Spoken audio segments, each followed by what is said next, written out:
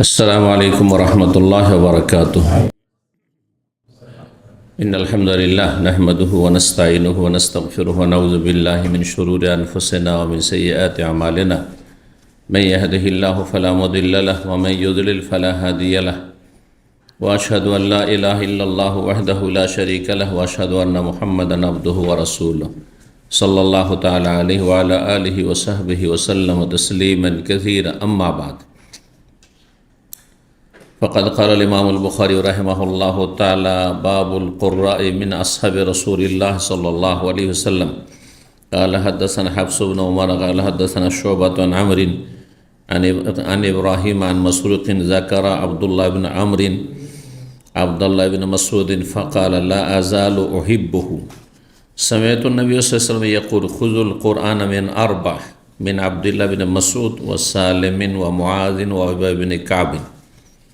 সম্মানিত ভাতৃমণ্ডলী, আল্লাহ রাব্বুল আলামিনের প্রশংসা এবং প্রিয় নবী সাল্লাল্লাহু আলাইহি সাল্লামের উপর সালাত ও সালামের পর আজ সোমবার 18ই শাবান 1446 হিজরি মোতাবেক 17 ফেব্রুয়ারি 2025 আমাদের ধারাবাহিক আলোচনা সহিহ বুখারীর কোরআনের ফজিলত ও ফাজাইলে কোরআন পর্ব নম্বর 3।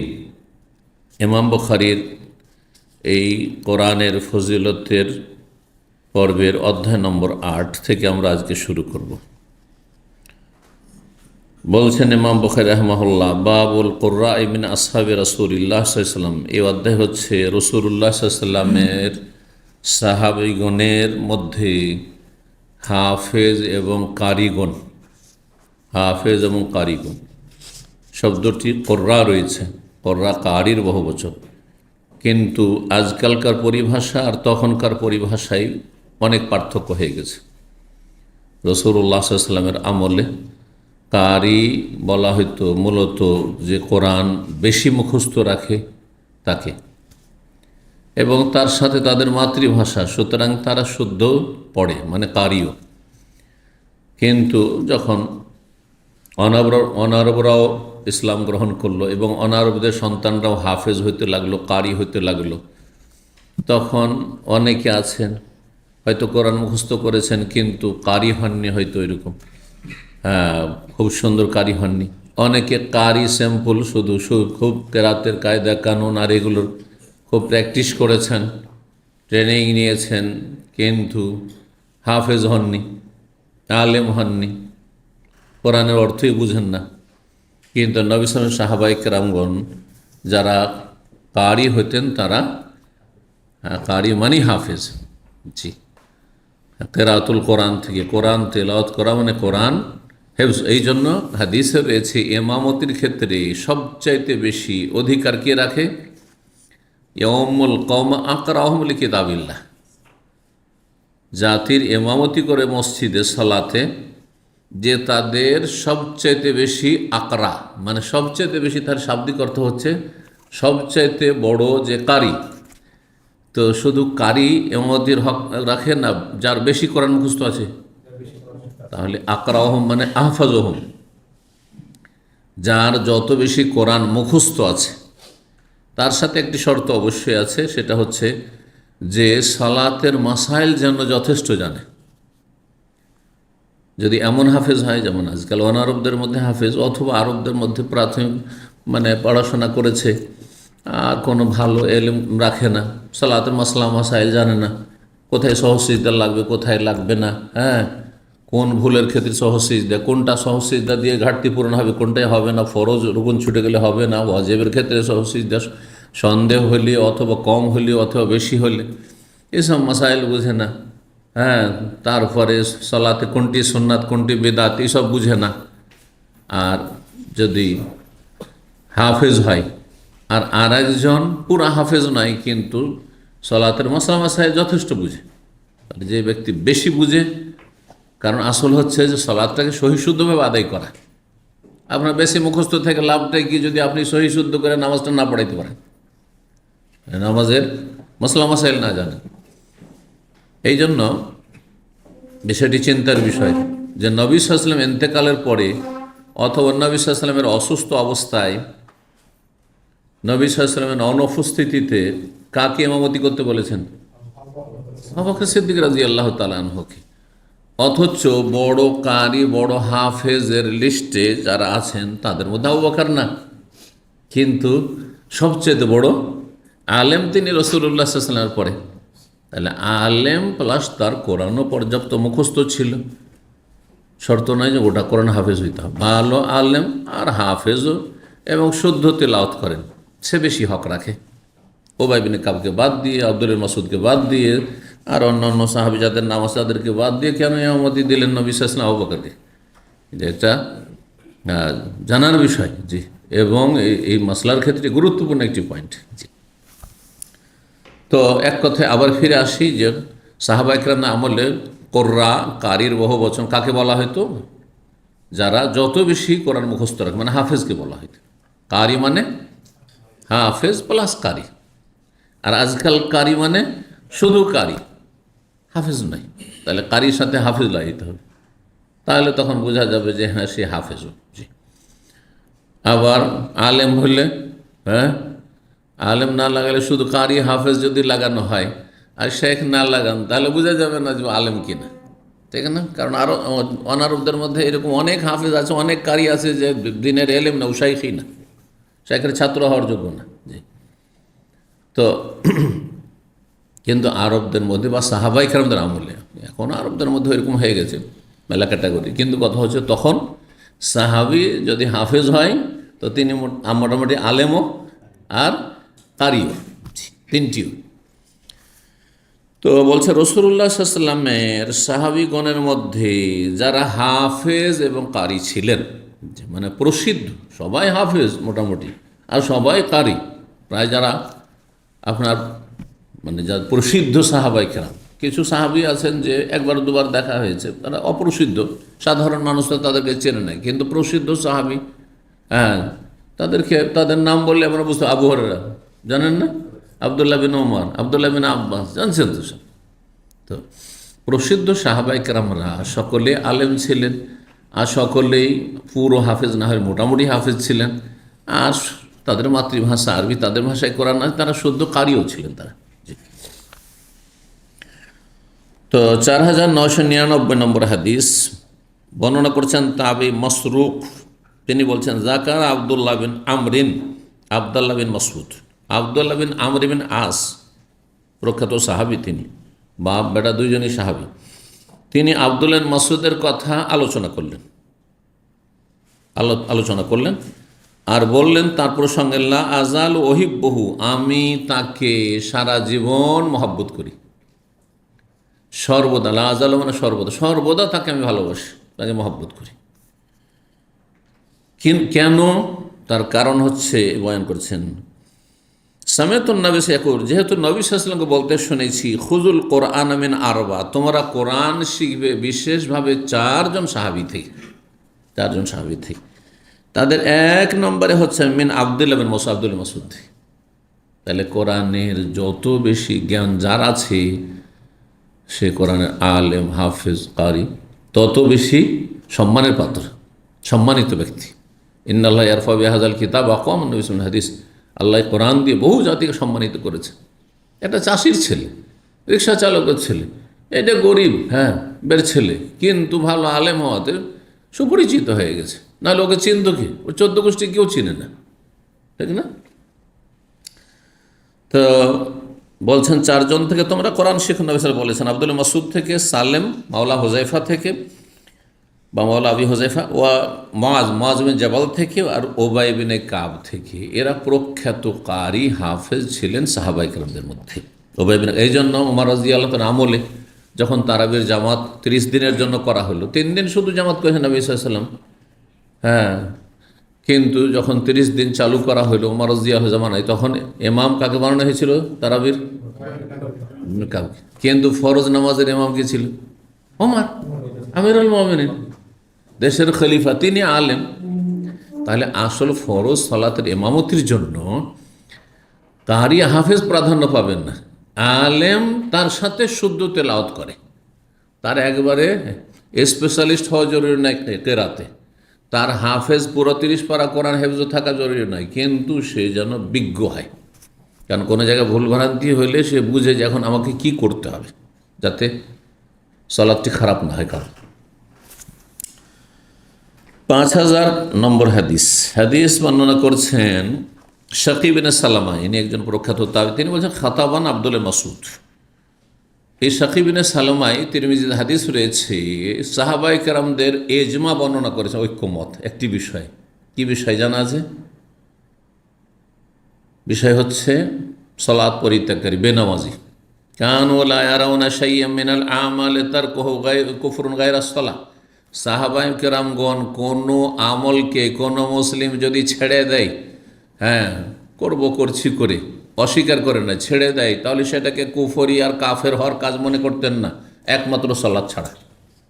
এটা সাহাবায়ে কেরামদের ঐক্যমত ছিল যে সাহাবীরা বেনামাজিকে মুসলিম মনে করতেন না। বেরোজাদার মুসলিম, ফাসিক, রোজা না রাখলে, জাকাত দেয় না, ফাসিক, পাপিষ্ঠ, হজ করে না, হজ ফরজে আছে, আসলে এখান থেকে টাকা পয়সা ইনকাম করে চলে গেল, ফাসিক, পাপিষ্ঠ, জেনা করে, ফাসিক, কাফের না, মদখোর, ফাসিক, জি, চোর, ফাসিক, পাপিষ্ঠ, কিন্তু কাফের নয় যদি হারামগুলিকে হালাল না মনে করে আর ফরজকে অস্বীকার না করে, ইসলামের বিধানকে অস্বীকার না করে। পাপে যদি পাপকে মেনে নেয় যেটা পাপ, তাহলে সে কাফের হয় না। কিন্তু নামাজ ছাড়লে কাফের হয়ে যায়। এটি সাহাবাকে ইজমা ছিল। তাহলে পরবর্তীকালে আইম্মা কেরামদের ইজতিহাদ ইখতিলাফ হয়েছে, কাফের তো বড় কাফের না ছোটো কাফের, এগুলো ইখতিলাফ পরে হয়েছে, কিন্তু সাহাবায়ে কেরামরা কাফের বলেছেন। বড় হোক আর ছোট হোক কাফের বলছে। কাফের শব্দটি যেমন তেমন কথা নয়, নামাজ না পড়লে কাফের আপনি। এখন আমি বড় না ছোট, আপনি কি ছোট কাফের হইতে চান নাকি? কাফের শব্দটি কত নিকৃষ্ট শব্দ। এটা একজন মুসলিমের জন্য মেনে নিতে পারে একজন মুসলিম। কী করে আপনি বেনামাজি হচ্ছেন আপনি? আর আপনার ছেলেরা সাবালক হয়েছে, মেয়েরা সাবালিকা হয়েছে, কী করে বেনামাজি পুষছেন আপনি? কাফের পুষছেন আপনি। নবী সাল্লাল্লাহু আলাইহি ওয়াসাল্লাম সাহাবায়ে সবাই কাফের বলেছেন তাদেরকে। এটি এজমা। তো শাকিব বিন সালামা তিনি বলছেন খাতাবানা আব্দুল্লাহ বিন মাসউদ, আমাদের সামনে খুতবা দিলেন বা বক্তব্য রাখলেন আব্দুল মাসউদ রাদিয়াল্লাহু তাআলা। ফাকাল, বলেন ওয়াল্লাহি, আল্লাহর কসম করেছে, লাকাদ আখাযতু মিন ফি রাসূলিল্লাহ সাল্লাল্লাহু আলাইহি ওয়াসাল্লাম বিদআ ওয়া সাবিনা সূরা, আমি রাসূলুল্লাহ সাল্লাল্লাহু আলাইহি ওয়াসাল্লামের মোবারক জবান থেকে, ফি মানে ফাম, মুখ থেকে, সরাসরি রাসূলুল্লাহ সাল্লাল্লাহু আলাইহি ওয়াসাল্লাম মোবারক মুখ থেকে, জবান থেকে আমি শিখেছি, মাধ্যম দিয়ে না, ভাইয়া দিয়ে নয়। আমি গ্রহণ করেছি মানে এলেম শিখেছি। এলেম গ্রহণ করা মানে এলেম শিখা। আখাজা মানে নেওয়া। আমি নিয়েছি মানে গ্রহণ করেছি এই মিনফি এ রসুলিল্লাহ সাল্লাল্লাহু আলাইহি ওয়াসাল্লামের মোবারক জবান থেকে 70 সূরা, 70-এর অধিক সূরা। বেজন 3 থেকে নিয়ে 9-10 পর্যন্ত বলা হয়। তার মানে 73-এর বেশি সূরা আমি সরাসরি রাসূলুল্লাহ সাল্লাল্লাহু আলাইহি ওয়াসাল্লামের কাছ থেকে শিখেছি। কতটি সূরা রয়েছে কোরআনে? 114। 114 মানে সরাসরি রাসূলুল্লাহ সাল্লাল্লাহু আলাইহি ওয়াসাল্লামের কাছে শিখেছি আমি 70-এর বেশি। আর বাকি ধরেন 70-75 শিখলেন নবী সাল্লাল্লাহু আলাইহি ওয়াসাল্লাম থেকে, তারপরে আর যে 35টার মতো থাকে এগুলো সূরা অন্যদের থেকে হয়তো শিখেছেন। সবসময় নবী সাল্লাল্লাহু আলাইহি ওয়াসাল্লামের কাছে সরাসরি শেখা সম্ভব নয়, তখন একজন সাহাবী আরেকজন সাহাবী থেকে শিখেছেন। আবু বকর থেকে শিখেছেন, ওমর থেকে শিখেছেন, ওসমান রাদিয়াল্লাহু আনহু সবসময় কোরআন তেলাওয়াত তার কাছ থেকে হয়তো শিখেছেন, এভাবে শিখেছেন। এটা যেমন তেমন কথা নয় যে তিনি 70-এর বেশি সূরা, 114টি সূরার সরাসরি রাসূলুল্লাহ সাল্লাল্লাহু আলাইহি ওয়াসাল্লামের কাছ থেকে শিখেছেন। এবং সাহাবায়ে কেরামের শিক্ষা মানে শুধু কোরআন শিক্ষা নয়, পড়তে শিক্ষা, নাজেরা নয়। আমাদের দেশি ভাষা কি নাজেরা মানে দেখে দেখে পড়া। আর শুধু মুখস্থকরণ না যে হেফজও করেছি, বরং তার অর্থ বুঝে নেওয়া। কারণ সাহাবায়ে কেরাম কেউ সিম্পল হাফেজ আর কারি হইতেন না। হাফেজ, কারি, তার সাথে আলেম হইতেন। তার মানে এই সূরাগুলি তাফসীর সহ নবী সাল্লাল্লাহু আলাইহি ওয়াসাল্লাম থেকে সরাসরি ব্যাখ্যা সহ। আর আরবি ভাষা যাদের মাতৃভাষা, সব জায়গার ব্যাখ্যার প্রয়োজন নেই। যেই জায়গাগুলো মুশকিল লাগছে বুঝতে, সেই জায়গাগুলো ব্যাখ্যার প্রয়োজন, তাই না? এখন বাংলায় যদি কোনো বই পড়ে আপনাদেরকে শোনায়, ইসলামিক বই, তো মোটামুটি সবই বুঝছেন, কোনো কোনো জায়গায় জটিল বুঝতে, তখন আমাকে সেটা কি করতে হচ্ছে? ব্যাখ্যা করতে হচ্ছে, এটাই না? ঠিক ওই রকমই। কিন্তু আমাদেরকে আপনারা যেহেতু আরবি বুঝেন না, সেই জন্য একটি শব্দের অনুবাদ করে ব্যাখ্যা করতে হয়েছে, সময় লাগছে। তো বলছেন যে ওয়াল্লাহি, আল্লাহর কসম করে বলছি, লাকাদ আলেম আসহাব রাসূলিল্লাহ সাল্লাল্লাহু আলাইহি ওয়াসাল্লাম, রাসূলুল্লাহ সাল্লাল্লাহু আলাইহি ওয়াসাল্লামের সহচরগণ নিঃসন্দেহে জানেন, আমি কসম করে বলছি, আন্নি মিন আলামি বি কিতাবিল্লাহ, আমি আল্লাহর কিতাব সম্পর্কে সবচেয়ে বেশি তাদের মধ্যে জ্ঞানী, বা যারা সবচেয়ে বেশি জ্ঞানী তাদের অন্তর্ভুক্ত। তিনি বলেননি যে আন্নি আলামহুম, আন্নি মিন আলামে, যারা সবচেয়ে বেশি জ্ঞানী তাদের অন্তর্ভুক্ত আমি। তার মানে অল্প কিছু সাহাবায়ে কেরামগণ সবচেয়ে বেশি কোরআন সম্পর্কে জ্ঞানী ছিলেন, তাদের অন্যতম আমি। ওমা আনা বিখাইরিন, তবে আমি তাদের চাইতে শ্রেষ্ঠ না। এটা হচ্ছে বিনয়ী হওয়া। আর সত্য কথা প্রকাশ করে দাও। কখনো কখনো সত্য কথা প্রকাশ করার প্রয়োজন থাকে। ধরেন আপনাকে কেউ চেনে না যে আপনি ইসলাম সম্পর্কে কিছু জানেন, অথচ সৌদি আরবে আপনি ইসলাম সেন্টারে যথেষ্ট শিখে গেছেন, মনে করেছেন আপনিও তার মতোই মূর্খ, সে যেমন মূর্খ, শিরক বেদাত কিছুই বুঝে না, কিন্তু আপনি তৌহিদ সুন্নাত জানছেন। আমাকে বলতে হবে না যে আমি সৌদি আরবে থেকেছি, আমি সেখানে ইসলাম সেন্টারে দীর্ঘদিন ক্লাস করেছি, এলএম শিখেছি, বলতে হবে না? পরিচয় দেওয়ার যখন প্রয়োজন রয়েছে তখন পরিচয় দিতে। আমার যদি কেউ না চেনে তখন তাকে পরিচয় দেওয়ার প্রয়োজন আছে, ঠিক না? না হলে তো আমার কথার গুরুত্ব দেবেন না। বুঝতে পেরেছেন কিনা? তো এই জন্য তিনি পরিচয় দিয়েছেন। আর যদি কেউ পরিচয় দিয়ে কিসের জন্য? অহংকারের জন্য, যে আমি এই সেই, তাহলে সেটা তখন হারাম। জি, অহংকার করা কাবিরা গুনাহ এবং অন্তরের পাপ সেটি। কারণ অহংকার আগে অন্তরে মানুষের হয়। অন্তরের পাপ, জবানের পাপ আর অঙ্গ প্রত্যঙ্গের পাপের চাইতে মারাত্মক, ধ্বংসাত্মক কিন্তু। কারণ অন্তরই পাপিষ্ঠ আপনার, যা অন্তর খারাপ সবই খারাপ। কারণ অন্তর গোটা শরীরকে কি করে? আপনার জবানকে, বাকশক্তিকে, মাথা থেকে পা পর্যন্ত, ব্রেন, বুদ্ধি, তারপরে কথাবার্তা, চাল চলন সব কিছুকে কন্ট্রোল করে। হ্যাঁ, হৃদয় যেটা বলে, মন যেটা বলে, সেটাই তখন অঙ্গ প্রত্যঙ্গগুলি করে, ঠিক না? সেজন্য অন্তরের পাপ সবচেয়ে বড় গুনাহ। আর অহংকার করা হচ্ছে অন্তরের পাপ। বলছেন যে আমি তাদের মধ্যে শ্রেষ্ঠ না, এই কথা কেউ ভাবিও না যে আমি কোরআন সম্পর্কে যে অল্প সাহাবায়ে কেরামগণ সবচেয়ে বেশি জ্ঞানী তাদের একজন, তার মানে এই নয় যে তাদের মধ্যে আমি শ্রেষ্ঠ খুব, না, আমার চেয়ে তো অনেকে শ্রেষ্ঠ আছেন। আলা শাকিব বিন সালাম বলছেন তাবি ফাজালাস্তু ফিল হেলাক, আমি বিভিন্ন কোরআনের মজলিসে বসলাম। হালকাতুনের বহু বচন হেলাক, কোরআনের মজলিসে বসলাম। আসমাও মায়া কলুন, এবং যারা কোরআন শিখছে, শিখাচ্ছে, তাদের মন্তব্যগুলি শুনলাম যে তারা কি মন্তব্য করেন আব্দুল্লাহ মাসউদ রাদিয়াল্লাহু তাআলা আনহু সম্পর্কে। ফামা সামিআতু রাদ্দান ইয়াকুলু গায়রা যালিক, আমি কারো কাছে এমন কিছু শুনলাম না যেটা ইবনে মাসউদ রাদিয়াল্লাহু তাআলা যেইভাবে কোরআন শিখাচ্ছেন তার ভিন্ন কিছু মত পোষণ, ভিন্ন কথা বলবে। মানে তার সাথে সবাই একমত দেখলাম। তার এলেমের গুরুত্ব মানুষের কাছে তিনি তাহলে সর্বস্বীকৃত, তার তেলাওয়াত, তার হেফজ এবং তার কেরাত স্বীকৃত। কিছু কিছু আলেম আছে তাদের ফতোয়া হচ্ছে বিরল ফতোয়া, গোটা উম্মতে একদিকে ওই একই ফতোয়া দিচ্ছে, বুঝলেন না? এক ফতোয়া দিচ্ছে। এদের ফতোয়া থেকে সতর্ক সাবধান, কারণ এটা হইতে পারেন না সালাফি আলেমরা বেদাতিদের কথা বলছেন কিন্তু। আর বেদাতিদের দল ভারী বুঝলে আপনি বলবেন যে আপনারা কয়জন আছেন? না, কোরআন সুন্নাহর অনুসারী আলেম, সালাফি আলেম, তাদের মধ্যে অধিকাংশরা একরকম ফতোয়া দিচ্ছেন, আর একজন দুইজন শুধু উদ্ভট ফতোয়া দিয়ে যাচ্ছে। তাহলে এখানে ভাববেন না যে যিনি নতুন কথা বলতে পারছেন তিনি বেশি হিরো, না, তার মধ্যে গুমরাহির বা বিভ্রান্তির সম্ভাবনা বেশি আছে। এই কায়দাটা জেনে রাখতে হবে।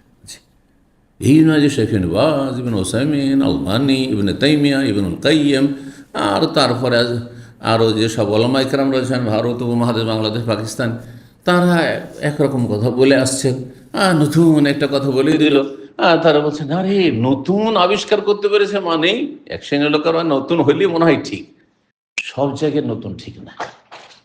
কোন একটি বেদাত চলে আসছিল পরম্পরা শত শত বছর ধরে, তার বিপরীত বলেছে একটি সুন্নতের কথা, তখন আপনি ঠিক ধরবেন।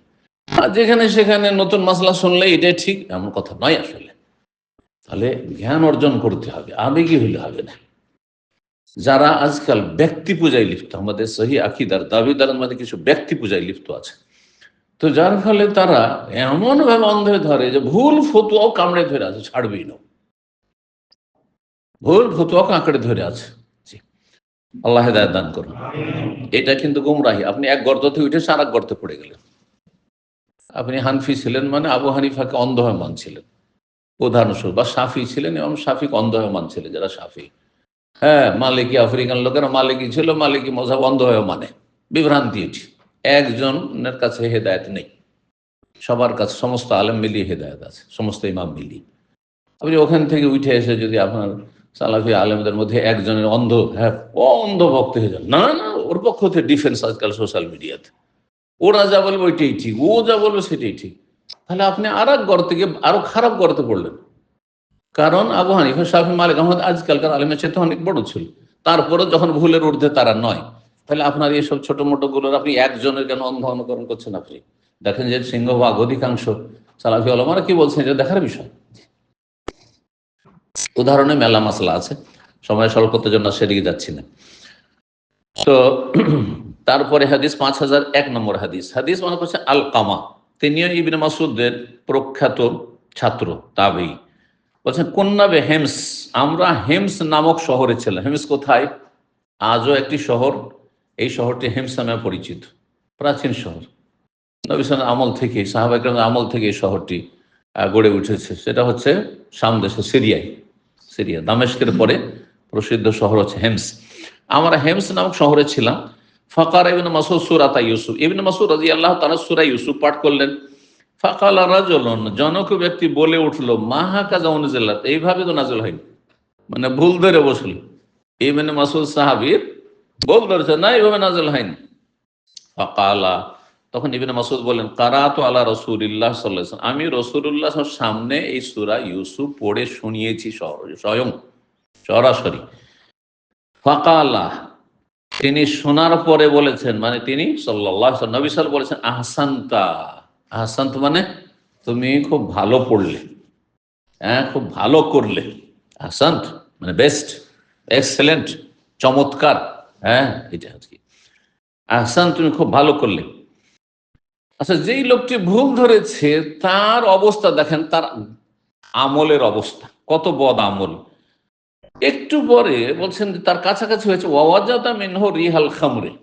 আব্দুল মাসুদ, এই ব্যক্তি, যে ব্যক্তি আপত্তি করেছে ইবনে মাসুদের তেলাওয়াতে বা কোরআন পাঠে, সেই ব্যক্তির মুখ থেকে মদের গন্ধ অনুভব করলেন। মদের গন্ধ পাওয়া যাচ্ছে।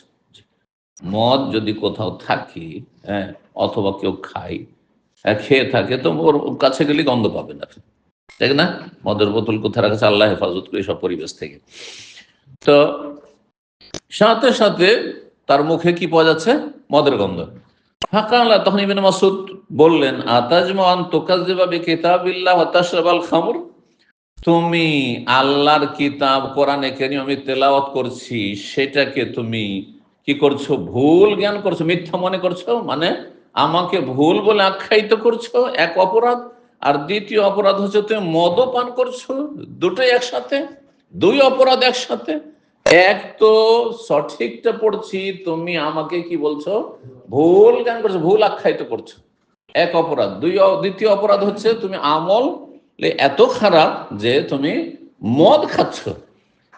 ফাদারাবাহুল হাদ, তারপরে ইবনে মাসউদ তার ওপর যে মদের যে দণ্ডবিধান রয়েছে হদ কায়েম করলেন। হ্যাঁ, 40টি বেত্রাঘাত করা অথবা 80টি করা যেতে পারে। তো খোলাফায়ে রাশেদিন কেউ কেউ 40টি মেরেছেন, আর কেউ কেউ 80টি মেরেছেন। 5002 নম্বর হাদিস। হাদিস মানে মাসউদ, তিনি বলছেন, কালা আব্দুল্লাহ, আব্দুল মাসউদ বলেন, ওয়াল্লাহি আল্লাযী লা ইলাহা ইল্লা গায়রুহু, সে আল্লাহর শপথ করে বলছি যার ছাড়া কোনো সত্য মাবুদ নেই, মা উনজিলা সূরাতুন মিন কিতাবিল্লাহ ইল্লা আনা আ'লামু আইনা উনজিলাত, এমন কোন সূরা কোরআনে কারীমের আল্লাহর কিতাবে নাযিল হয়নি যেই সূরা সম্পর্কে আমি জানি না যে কোথায় নাযিল হয়েছে, বরং প্রত্যেকটি সূরা সম্পর্কে জানি, মক্কা থেকে মদিনা পর্যন্ত কখন নাযিল হয়েছে, কোথায় নাযিল হয়েছে। মানে যখন যখন নাযিল হয়েছে সাথে সাথে নবী সাল্লাল্লাহু আলাইহি ওয়াসাল্লাম থেকে শিখেছেন, মুখস্থ করে নিয়েছেন, সুতরাং সব মনে আছে। মনে আছে যে সূরা রহমান কোথায় নাযিল হয়েছে, তো ওয়াকিয়া কোথায় নাযিল হয়েছে, তো হাদীদ কোথায় নাযিল হয়েছে, সূরা আমল কোথায় নাযিল হয়েছে, সূরা বাকারা আবার কোথায় নাযিল হয়েছে, আলে ইমরান কোথায় নাযিল, নিসা কোথায় নাযিল হয়েছে, কখন নাযিল হয়েছে, কোন প্রসঙ্গে নাযিল হয়েছে, সব জানা আছে। প্রেক্ষাপট সব জানা আছে। বলছেন যে কোরআনে কারিমের এমন কোন সূরা নেই যে সূরা সম্পর্কে আমি জানি না যে কোথায় নাযিল হয়, বরং প্রত্যেক সূরা সম্পর্কে জানি। ওয়ালা উনজিলাত আয়াতুম মিন কিতাব ইল্লা আনা আ'লামু ফিমা উনজিল, এমন কি আল্লাহর কিতাব, আল্লাহর গ্রন্থে কোন আয়াত নাযিল হয়েছে সে সম্পর্কে আমি জানি যে কোথায় নাযিল হয়েছে। কারণ বড় সূরাগুলি ভেঙে ভেঙে, কিছু কিছু সূরা ভেঙে ভেঙে একবারে নাযিল হয়নি। তো যখন যখন নাযিল হয়েছে, কোথায় নাযিল হয়েছে আমি জানি। আয়াতুল কুরসি কোথায় নাযিল হয়েছে আমি জানি, জি কখন নাযিল হয়েছে। ওয়ালাউ আলাম আহাদান আলা মিন নিবি কিতাবাল্লাহ তাবলুগুল লাকিবতু ইলাই, আমি যদি জানতে পারতাম যে আল্লাহর কিতাব কোরআন কারীম সম্পর্কে আমার চাইতে জ্ঞানী কোন সাহাবী আছেন নবী সাল্লাল্লাহু আলাইহি ওয়াসাল্লামের পরে, তাবলুগুল এবলু, আর সেখানে উট আমাকে পৌঁছাতে পারবে, কারণ উটের পিঠ ছাড়া কোনো উপায় নেই, মরুভূমির জাহাজ। হ্যাঁ, তখনকার যুগে সেটি ছিল বাহন একমাত্র, তার কোনো বিকল্প ছিল না। উঠে পৌঁছাতে পারবে লা রাকাবতে, তাহলে অবশ্যই উটের পিঠে চেপে তার কাছে গিয়ে তার কাছ থেকে শিখে আসতাম, যেহেতু সে আমার চাইতে জ্ঞানী। কিন্তু আমি জানি যে আমার চাইতে জ্ঞানী কেউ কোরআন কারীম সম্পর্কে নেই। আর কয়েকজন যারা সাহাবাকে জানি তাদের আমি একজন, তারা যতটা শিখেছেন আমিও শিখেছি, তারা যেমন শিখেছেন আমিও শিখেছি। আব্দুল মাসউদ রাদিয়াল্লাহু তাআলা আনহু বলছেন 5003 নম্বর হাদিস, হাদিস আমার কোশ্চেন আনাস রাদিয়াল্লাহু তাআলা আনহু থেকে কাতাদা তাবিতি সালতু আনাস বিন মালিক রাদিয়াল্লাহু, আমি জিজ্ঞেস করলাম আনাস বিন মালিক রাদিয়াল্লাহু আনহুকে, মান জামাল কোরআন আলা হাদিন নবী সাল্লাল্লাহু আলাইহি ওয়াসাল্লাম, নবী সাল্লাল্লাহু আলাইহি ওয়াসাল্লাম আমলে কোরআনে কারীম কারা সংকলন করেছিল, একত্রিত করেছিল। নবী সাল্লাল্লাহু আলাইহি ওয়াসাল্লামের জামানায় তাহলে কোরআনে কারীম লেখা হইতো, সবই লেখা হইতো, তবে ছড়িয়ে ছিটিয়ে ছিল। এই যে লেখার মুখ্য কাজগুলি কারা করতো, বলছেন আরবাতুন, চারজন, কুল্লুহুম মিনাল আনসার, এরা সবাই আনসারী, মানে মদিনায় যখন কোরআন কারীম এ করা হইলো, জমা করার, বিশেষ করে আবু বকর সিদ্দিক রাদিয়াল্লাহু আনহু আমলে প্রথম, নবী সাল্লাল্লাহু আলাইহি ওয়াসাল্লাম নবী সাল্লাল্লাহু আলাইহি ওয়াসাল্লাম পরে এখানে উদ্দেশ্য একসাথে জমা করার নবী সাল্লাল্লাহু আলাইহি ওয়াসাল্লাম জামানা হয়। নবী সাল্লাল্লাহু আলাইহি ওয়াসাল্লাম আমলে যেটা হয়েছে, মানে জীবদ্দশায়, সেটা হয়েছে যে যখনই যেটা নাযিল হয়েছে লিখিয়ে দিয়েছে, কিন্তু লিখনীগুলি এক জায়গায় জমা ছিল না, যে সবই নবী সাল্লাল্লাহু আলাইহি ওয়াসাল্লামের বাড়িতে জমা আছে না, যে যে লিখেছেন ওর কাছেই সংরক্ষিত আছে। যেগুলো যায়েদ বিন সাবিত লিখেছেন ওর কাছে আছে, আলী রাদিয়াল্লাহু আনহু লিখেছেন ওনার কাছে আছে, অন্য সাহাবী লিখেছেন হ্যাঁ তার কাছে আছে এভাবে। কিন্তু আবু বকর সিদ্দিক রাদিয়াল্লাহু আনহু আমলে প্রথম প্রাথমিক সংকলন হলো, একসাথে জমা করা হলো গ্রন্থাকারে, আর তারপরে তখন কপি তৈরি করা হলো ওসমান রাদিয়াল্লাহু তাআলা আনহুর জামানায়। তো বলছেন যে নবী সাল্লাল্লাহু আলাইহি আমলে, মানে নবী সাল্লাল্লাহু আলাইহি আমলের পরে পরে আবু বকরের জামানায় যে চারজন যারা সংকলন করেছেন, কোরআনে একসাথে করেছিলেন, তারা সকলে আনসারী। একজন উবাই বিন কাব, প্রখ্যাত কারি হাফেজ। দ্বিতীয় মুআয বিন জাবাল, তিনিও আনসারী। যায়েদ বিন সাবিত, তিনিও আনসারী। আবু যায়েদ, এবং আবু যায়েদ একজন, তিনিও আনসারী, যিনি আনাস রাদিয়াল্লাহু তাআলা আনহুর চাচাতো ভাই ছিলেন, জি নিকটাত্মীয়। জি 5004 নম্বর হাদিস, হাদিস বলছেন আনাস রাদিয়াল্লাহু আনহু বলছেন মাতান নবী সাল্লাল্লাহু আলাইহি ওয়াসাল্লাম, নবী সাল্লাল্লাহু আলাইহি ওয়াসাল্লাম ইন্তেকাল করলেন, ওয়ালাম ইয়াজমাইল কোরআন গায়র আরবা, তারপরে কোরআনে কারীম এই চারজন ছাড়া আর কেউ একত্রিত করেনি। তাহলে নবী সাল্লাল্লাহু আলাইহি ওয়াসাল্লাম এই হাদিসটি আগের হাদিসটিকে স্পষ্ট করলো যে নবী সাল্লাল্লাহু আলাইহি ওয়াসাল্লাম ইন্তেকালের পরে কোরআন জমা করা হয়েছে একসাথে 30 পারা, এই চারজন করেছেন। একজন আবু দারদা, আর একজন মুআয বিন জাবাল, আর একজন যায়েদ বিন সাবিত, আর একজন আবু যায়েদ। এখানে কার নাম আসলো? আবু দারদার নাম আসলো। তাহলে এখানে উবাই বিন কাবের নাম আসেনি। উবাই বিন আবু দারদাও ছিলেন, তাহলে এক হাদিস আর এক হাদিসের সাথে মিলালে। জি 5005 নম্বর হাদিস, হাদিস বর্ণনা করছেন ইবনে আব্বাস রাদিয়াল্লাহু তাআলা আনহুমা, তিনি বলছেন কালা ওমর রাদিয়াল্লাহু তাআলা আনহু বললেন তার খেলাফত আমলে, ওবাইউন আকরাউনা, ওবাই আমাদের মধ্যে সবচেয়ে বড় হাফেজ কারি। আকরা মানে বড় হাফেজ, বড় কারি। কিন্তু ওয়াইন্না লানাদাউ মিন লাহনি ওবাই, অন্য রিওয়ায়াত আছে মিন কাউলি ওবাই, তবে আমরা ওবায়ের কিছু কিছু তেলাওয়াত বা কিছু কিছু কথা, তার মত আমরা পরিত্যাগ করেছি। ওবাই আমাদের মধ্যে সবচেয়ে বড় হাফেজ, কিন্তু ওবায়ের সব কথা নিনি, কিছু কিছু তার বিরল মত আছে, সেগুলো আমরা নিনি, সেটা আমরা নি নাই, পরে ব্যাখ্যা করছি। ওবাই ইয়াকুল, আর ওবাই বলছেন যে আখাযতুহু মিন ফি রাসূলিল্লাহ সাল্লাল্লাহু আলাইহি ওয়াসাল্লাম, আমি রাসূলুল্লাহ সাল্লাল্লাহু আলাইহি ওয়াসাল্লামের মোবারক জবান থেকে সরাসরি গ্রহণ করেছি, মানে তিনিও উবাই বিন কাব নবী সাল্লাল্লাহু আলাইহি ওয়াসাল্লামের সরাসরি ছাত্র, সাহাবী। ফালা আতরুকুল শাইন, কিন্তু তিনি এত শক্ত যে যা একবার মুখস্থ করে নিয়েছি আমি জীবনেও ছাড়ব না। যেহেতু নবী সাল্লাল্লাহু আলাইহি ওয়াসাল্লাম থেকে মুখস্থ করেছি, সুতরাং জীবনেও ছাড়ব না। কিন্তু আমরা তার কিছু কিছু তেলাওয়াত পরিত্যাগ করে ছেড়েছি। কেন ছেড়েছি? এবং এই হাদিসটার ব্যাখ্যার প্রয়োজন, নাহলে তরজমা দিয়ে শুধু অনুবাদ দিয়ে বুঝতে পারবেন না। ঘটনা এই ছিল যে উবাই বিন কাব রাদিয়াল্লাহু তাআলা আনহুর ব্যক্তিগত একটি মত ছিল যে আয়াতগুলি একবার নাজেল হয়ে গেছে, তারপরে যদি সেটা রহিত হয়ে যায়, কোরআনে কিন্তু মানসুখ নাসেখ মনসুখ আছে, বুঝেন? আয়াত নাজেল হয়েছে আর সেটি কয়েক ভাগে বিভক্ত, 4 ভাগে বিভক্ত। তার মধ্যে একটি হচ্ছে যে আয়াত নাজেল হয়েছিল, তারপরে তার হুকুম এবং তেলাওয়াত রহিত হয়ে গেছে, অথবা হুকুম আছে কিন্তু তেলাওয়াত নেই। হুকুম আছে, ইসলামে সেই বিধান আছে কিন্তু তেলাওয়াত নেই। যেমন বিবাহিত বা বিবাহিতা যদি ব্যভিচারে লিপ্ত হয়, তাহলে এর শাস্তি কি? হ্যাঁ, সূরা আহজাবে একটি আয়াত ছিল, সেই আয়াতটি তেলাওয়াত হয়েছে। হ্যাঁ, শাস্তি কি? জোরে বলেন। পাথর মেরে সংসার করা, পাথর মেরে মানে রজম করা, এটা কি বলা হয়? রজম করা, এই মর্মে আয়াত ছিল সূরা আহজাবে। তারপরে আয়াতের তেলাওয়াত মানসুখ হয়েছে, মানে রহিত হয়ে গেছে, কোরআন থেকে সরিয়ে দেওয়া হয়েছে। কোরআন থেকে কি করা হয়েছে? সরিয়ে দেওয়া হয়েছে। কিন্তু হুকুম বহাল আছে। হুকুম কিসের মাধ্যমে বহাল আছে? হাদিসে রয়েছে যে সৈয়ব বিবাহিত পুরুষ বা বিবাহিত নারী যদি জেনায় লিপ্ত হয়, আর যদি সেটা প্রমাণিত হয় যে অথবা স্বীকারোক্তি পাওয়া যায়, তাহলে রজম করতে হবে। আয়াত ছিল ওয়াশ-শাইখ ওয়াশ-শাইখাতু ইযা জানায়া ফারজুমুহুমা আল-বাত্তাতা নাকালাম মিনাল্লাহি আল্লাহু আজিজুন হাকিম। আয়াত, হাদিস আছে আয়াত, কিন্তু আয়াত মনসুখ হয়েছে, রহিত হয়ে গেছে। উবাই বিন কাব বলছে এই আয়াত মুখস্থ করেছি আমি, সুতরাং আমি পড়ব। এই ধরনের যে আয়াতগুলি রহিত হয়ে গেছে, নাজিল হয়েছিল রহিত হয়ে গেছে, সেগুলি কি করব? পড়ব। যেমন আয়েশা রাদিয়াল্লাহু তাআলা আনহা কিছু ওগুলোকে বলা হয় সাজ তেলাওয়াত, মানে বিরল তেলাওয়াত। সেই তেলাওয়াত চলবে না। সেই তেলাওয়াত দিয়ে কেউ যদি সালাত আদের নামাজ পড়ে তো নামাজ হবে না। কিছু তেলাওয়াত আছে। তো একটি তেলাওয়াত যেমন ছিল, কিছু শব্দেরও পার্থক্য ছিল, শব্দ ওখানে অতিরিক্ত ছিল। হাফেজু আলা সলাওয়াতে ওয়াসসালাতিল উস্তা সলাতিল আসর ওয়া কুমু লিল্লাহি কানিতিন। কোরআনে কি আছে? হাফেজু আলা সলাত, তোমরা নামাজগুলির হেফাজত করো, আর বিশেষ করে মধ্যবর্তী সলাতের হেফাজত করো, যত্ন নেও।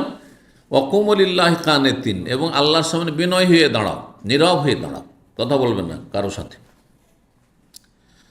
এখানে ওয়াসসালাতুল উস্তার পরে সলাতুল আসর নাজিল হয়েছিল। মায়েশা রাদিয়াল্লাহু আনহা, সলাতুল আসর মানে সলাতুল উস্তা, মধ্যবর্তী সলাত বলতে আসরের সলাত, এই কথাটি ছিল প্রথম নাজিল হয়, তারপরে সেটি রহিত হয়ে গেছে। এখন উবাই বিন কাবের কি মত ছিল যে একবার যেটা আমি মুখস্থ করে নিয়েছি নবী সাল্লাল্লাহু আলাইহি ওয়াসাল্লাম মোবারক জবান থেকে, জীবনে ছাড়ব না। সুতরাং মানসুখগুলো সে তেলাওয়াত করত, মানুষগুলো কি করতো? পাঠ করতো সে। ওমর বলছেন না, এটা চলবে না। তাহলে সাহাবায়ে কেরামের মাঝে কিছু বিষয় ফিকহি মাসালা, আকীদায় কোনো দ্বিমত ছিল না, আল্লাহ কোথায় কোনো দ্বিমত ছিল না, বোঝা গেছে না? আল্লাহ আরশে, হ্যাঁ, সমস্ত সৃষ্টির ঊর্ধ্বে, 7 আসমানের ওপরে, এগুলোতে কোনো ইখতিলাফ ছিল না। হ্যাঁ, সাহাবায়ে কেরামের মধ্যে ইখতিলাফ ছিলেন যে নবীর নূরের না মাটির, এগুলো ছিল না। হ্যাঁ, নবী হায়াতুন নবী বেঁচে আছেন না মারা গেছেন, এগুলো ইখতিলাফ ছিল না। সাহাবায়ে কেরামদের মাঝে নবীর জন্মবার্ষিকী পালন করার কোনো ইখতিলাফ ছিল না। বিদাত এগুলো জানতোই না যে এগুলো আবার মুসলিমরা করবে, আবার এগুলো, হ্যাঁ, ঈদ দুটোই তারা জানতেন, বোঝা গেছে না? কিন্তু ফিকহি মাসলা কিছু ইখতিলাফ ছিল। ইবনে মাসউদ একবার রফেদান করতেন, শুধু তাকবীরে তাহরিমার সময় রুকুতে রফেদান করতেন না। কিন্তু অধিকাংশ সাহাবারা, আব্দুল্লাহ বিন ওমর, অন্য সমস্ত সাহাবে কেরামতে বর্ণিত, বহু সাহাবেকে বর্ণনা করেছেন হাদিস, তারা এই আমল করতেন। তো তিনি কোনো এক সময় হয়তো নবী সাল্লাল্লাহু আলাইহি ওয়াসাল্লাম ওইভাবে দেখেছেন, একবার আদায় করতে, কারণ সুন্নাত, আর সুন্নাত মাঝে মধ্যে ছাড়া যেতে পারে, কিন্তু সুন্নাত মানে বেশিরভাগ করবে না। কোন উৎপাট রুকুর আগে না রুকুর পরে, সাহাবায়ে কেরামের ইখতিলাফ, এগুলো এসব মাসাইলে ছিল, বোঝা গেছে? জি। তো এখানে কি বললেন উমর? যে উবাই বিন কাব আমাদের মধ্যে সবচেয়ে বড় হাফেজ কারি, কিন্তু তারপরও তার কিছু কিছু তেলাওয়াত আমরা ছাড়তে বাধ্য, কারণ তিনি হ্যাঁ ফতুয়া যেটা দিচ্ছেন বা বলছেন যেটা তার মতটি ভুল মত আমাদের কাছে, সুতরাং তার ভুলে তো আমরা অনুসরণ করব না। তাহলে বোঝা গেল যে ভুল যখন স্পষ্ট হয়ে যাবে ছেড়ে দেওয়া ফরজ। ডিফেন্স করলে হবে না যে কে এত মহব্বত করি আর একে এত বড় মনে করি, তাহলে তার পক্ষ থেকে এই দিক ওই দিক করে আমাকে সোজা করতে হবে, না না না না, জবাব দিতে হবে হাসর মাঠে এগুলো করলে। জি, মানুষ ভুলের ঊর্ধ্বে নয়, সাহাবায়ে ভুলের ঊর্ধ্বে নয়, ও ভেবে না এত বড় হাফেজ ভুলের ঊর্ধ্বে না। ওমর বলছেন যে তার এই তেলাওয়াতগুলো আমরা ছেড়ে দিয়েছি, এবং এটি হুকুম, হ্যাঁ খলিফাতুল মুসলিম হুকুম যে এইসব তেলাওয়াত চলবে না, মানসুখ রহিত রহিত হয়ে গেছে। একমাত্র মানসুখের একটি হচ্ছে যে তেলাওয়াত বাকি আছে, তেলাওয়াত বহাল আছে, কিন্তু হুকুম মানসুখ হয়ে গেছে হয়তো। যে এইরকম যেটা ক্যাটাগরি সেটা তেলাওয়াত যেহেতু আছে, সুতরাং সেটা তেলাওয়াত, কিন্তু যেই তেলাওয়াত রহিত হয়ে গেছে সেটাকে আবার তেলাওয়াত করা যাবে না। যেমন সলাতুল আসর পাঠ করা যাবে না, কই দিও সলাতুল উস্তা সলাতুল আসর কেউ পড়ে তো নামাজ বাতিল হয়ে যাবে। জি, তো এই ছিল। হ্যাঁ, তো দলিল উমর রাদিয়াল্লাহু তাআলা বলছেন যে তার কথা যে আমরা বাদ দিয়েছি কিছু কিছু মত, কেন বাদ দিয়েছি? কারণ কোরআনের সূরা বাকরা আয়াত 106 আল্লাহ বলছেন, কাল আল্লাহ তাআলা, মহান আল্লাহ বলেন, মা নানসাখ মিন আয়াতিন, কোনো আয়াতকে যদি আমি রহিত করি, মানে মনসুখ করি, আউট করে দিই, আর নুন সে অথবা ভুলিয়ে দিই, মানে নবী সাল্লাল্লাহু আলাইহি সাল্লামকে শিখিয়েছিলাম তারপরে ভুলিয়ে দিলাম যে না এটা এটা চলবে না, এই জন্য ভুলিয়ে দিয়েছি, আল্লাহ বলেছে। তাহলে কি করি? না তেবে খায়রি মিনহা, যেটা নিয়ে এসেছি রহিত করার পর নতুন বিধান বা নতুন আয়াত, সেটি তার চাইতে ভালো, আও মিসলাহ, অথবা তার মতো, কমপক্ষে তার চাইতে ভালো নিয়ে এসেছি অথবা তার মতো নিয়ে এসেছি। তো আল্লাহ যখন বলেছেন মানসুখ রহিত হওয়ার কথা, তো রহিত যখন হয়ে গেছে আর তার উত্তম বিকল্প অথবা বিকল্প আল্লাহ দিয়েছেন, তাহলে রহিতকৃত আয়াত কেন পাঠ করবে ভাই? এটা চলবে না। এই জন্য তার এই মতগুলি আমরা কি করেছি, বা এই মতটি পরিত্যাগ করেছি। বাবু ফজলে ফাতিহাতুল কিতাব, এই অধ্যায় হচ্ছে সূরা ফাতিহার ফজিলত। এই যে সূরা ফাতিহার ফজিলত, এখন বেশ কিছু সূরার ফজিলত আমাদের ধারাবাহিক আসছে। 5006 নম্বর হাদিস, হাদিস বর্ণনা করছেন আবু সাঈদ ইবনুল মুআল্লাহ সাহাবী। তিনি বলছেন, এই আবু সাঈদ খুদরি ছাড়া অন্য আরেকজন সাহাবী, কালা, তিনি বলছেন, কুনতু উসাল্লি, আমি সালাত আদায় করছিলাম, মানে সুন্নত পড়ছিলেন তিনি, ফরজ নামাজ নয়, সুন্নত নামাজ পড়ছিলেন। ফাদানিন নবী, সেই অবস্থায় নবী আমাকে ডাক দিলেন, সেই অবস্থায় নবী আমাকে কী করলেন? ডাক দিলেন। বাপ মা ডাক দিতে পারে, নবী সাল্লাল্লাহু আলাইহি ওয়াসাল্লাম যেমন হ্যাঁ সালাত অবস্থায় ডাক দেন, কিন্তু আমি আপনি এমার্জেন্সি না হলে ডাক দেবো না। হ্যাঁ এমার্জেন্সি, কারো জীবন নিয়ে টানাটানি, হ্যাঁ তারই হয়তো মুসল্লি, হ্যাঁ তার পেছনে সাপ, তাকে ডাকবেন না, আগে তাকে সরাবেন না, নামাজ ছাড়াবেন না, অবশ্যই ছাড়িয়ে দিতে হবে তাকে, বোঝা গেছে? অথবা তার বাচ্চা রিস্কে আছে, আগুনে হাত দিতে যাচ্ছে, পানিতে ডুব দিতে যাচ্ছে ইত্যাদি, তাহলে অবশ্যই বলতে হবে যে নামাজ ছেড়ে দিতে, দৌড় দিতে হবে, এমনকি ফরজ ছেড়ে দিতে হবে। কিন্তু সন্নত নফল নামাজে বাপ মা ডাক দিলে সাড়া দিতে হবে। বাপ মা ডেকে ফেলেছে আর আপনি সন্নত পড়ছেন, সাথে সাথে ছেড়ে দিয়ে জবাব দেন, এটা শরীয়তের বিধান। জানেন মশলা না? জানেন না? সন্নত ছাড়তে হবে। ফরজ ছাড়া যে কোনো সালাত, এমার্জেন্সি হোক আর নাই হোক, হ্যাঁ ফরজ অবস্থায় যদি এমার্জেন্সি না হয়তো বাপ মার ডাকে সাড়া দেওয়া যাবে না, আপনি সংক্ষেপ করে মোটামুটি চলার মতো করে পড়েন, আর তারপরে আপনি সালাম ফিরে তখন ডাকে সাড়া দেন। নবী সাল্লাল্লাহু আলাইহি ওয়াসাল্লামের ক্ষেত্রে সেই হুকুম, কোরআনের নির্দেশ ছিল যে নবী ডাক দিয়ে, আল্লাহ এবং রসুলের ডাক হলে তুমি ডাকে সাড়া দাও। তো বলছেন যে আমি নামাজ পড়ছিলাম, নবী আমাকে ডাক দেন, ফালাম ওজিবু, কিন্তু আমি যেহেতু সলাতরত ছিলাম সেজন্য আমি কোনো জবাব দিলাম না, চুপ থাকলাম, নামাজ শেষ করলাম। তারপরে আসলাম, বলতো ইয়া রাসূলুল্লাহ, হে আল্লাহ রসুল, ইন্নী কুনতু উসাল্লি, সালাম ফিরে এসে বলছে, ইয়া রাসূল আপনি ডাক দিয়েছিলেন, তো আমি তো নামাজ পড়ছিলাম।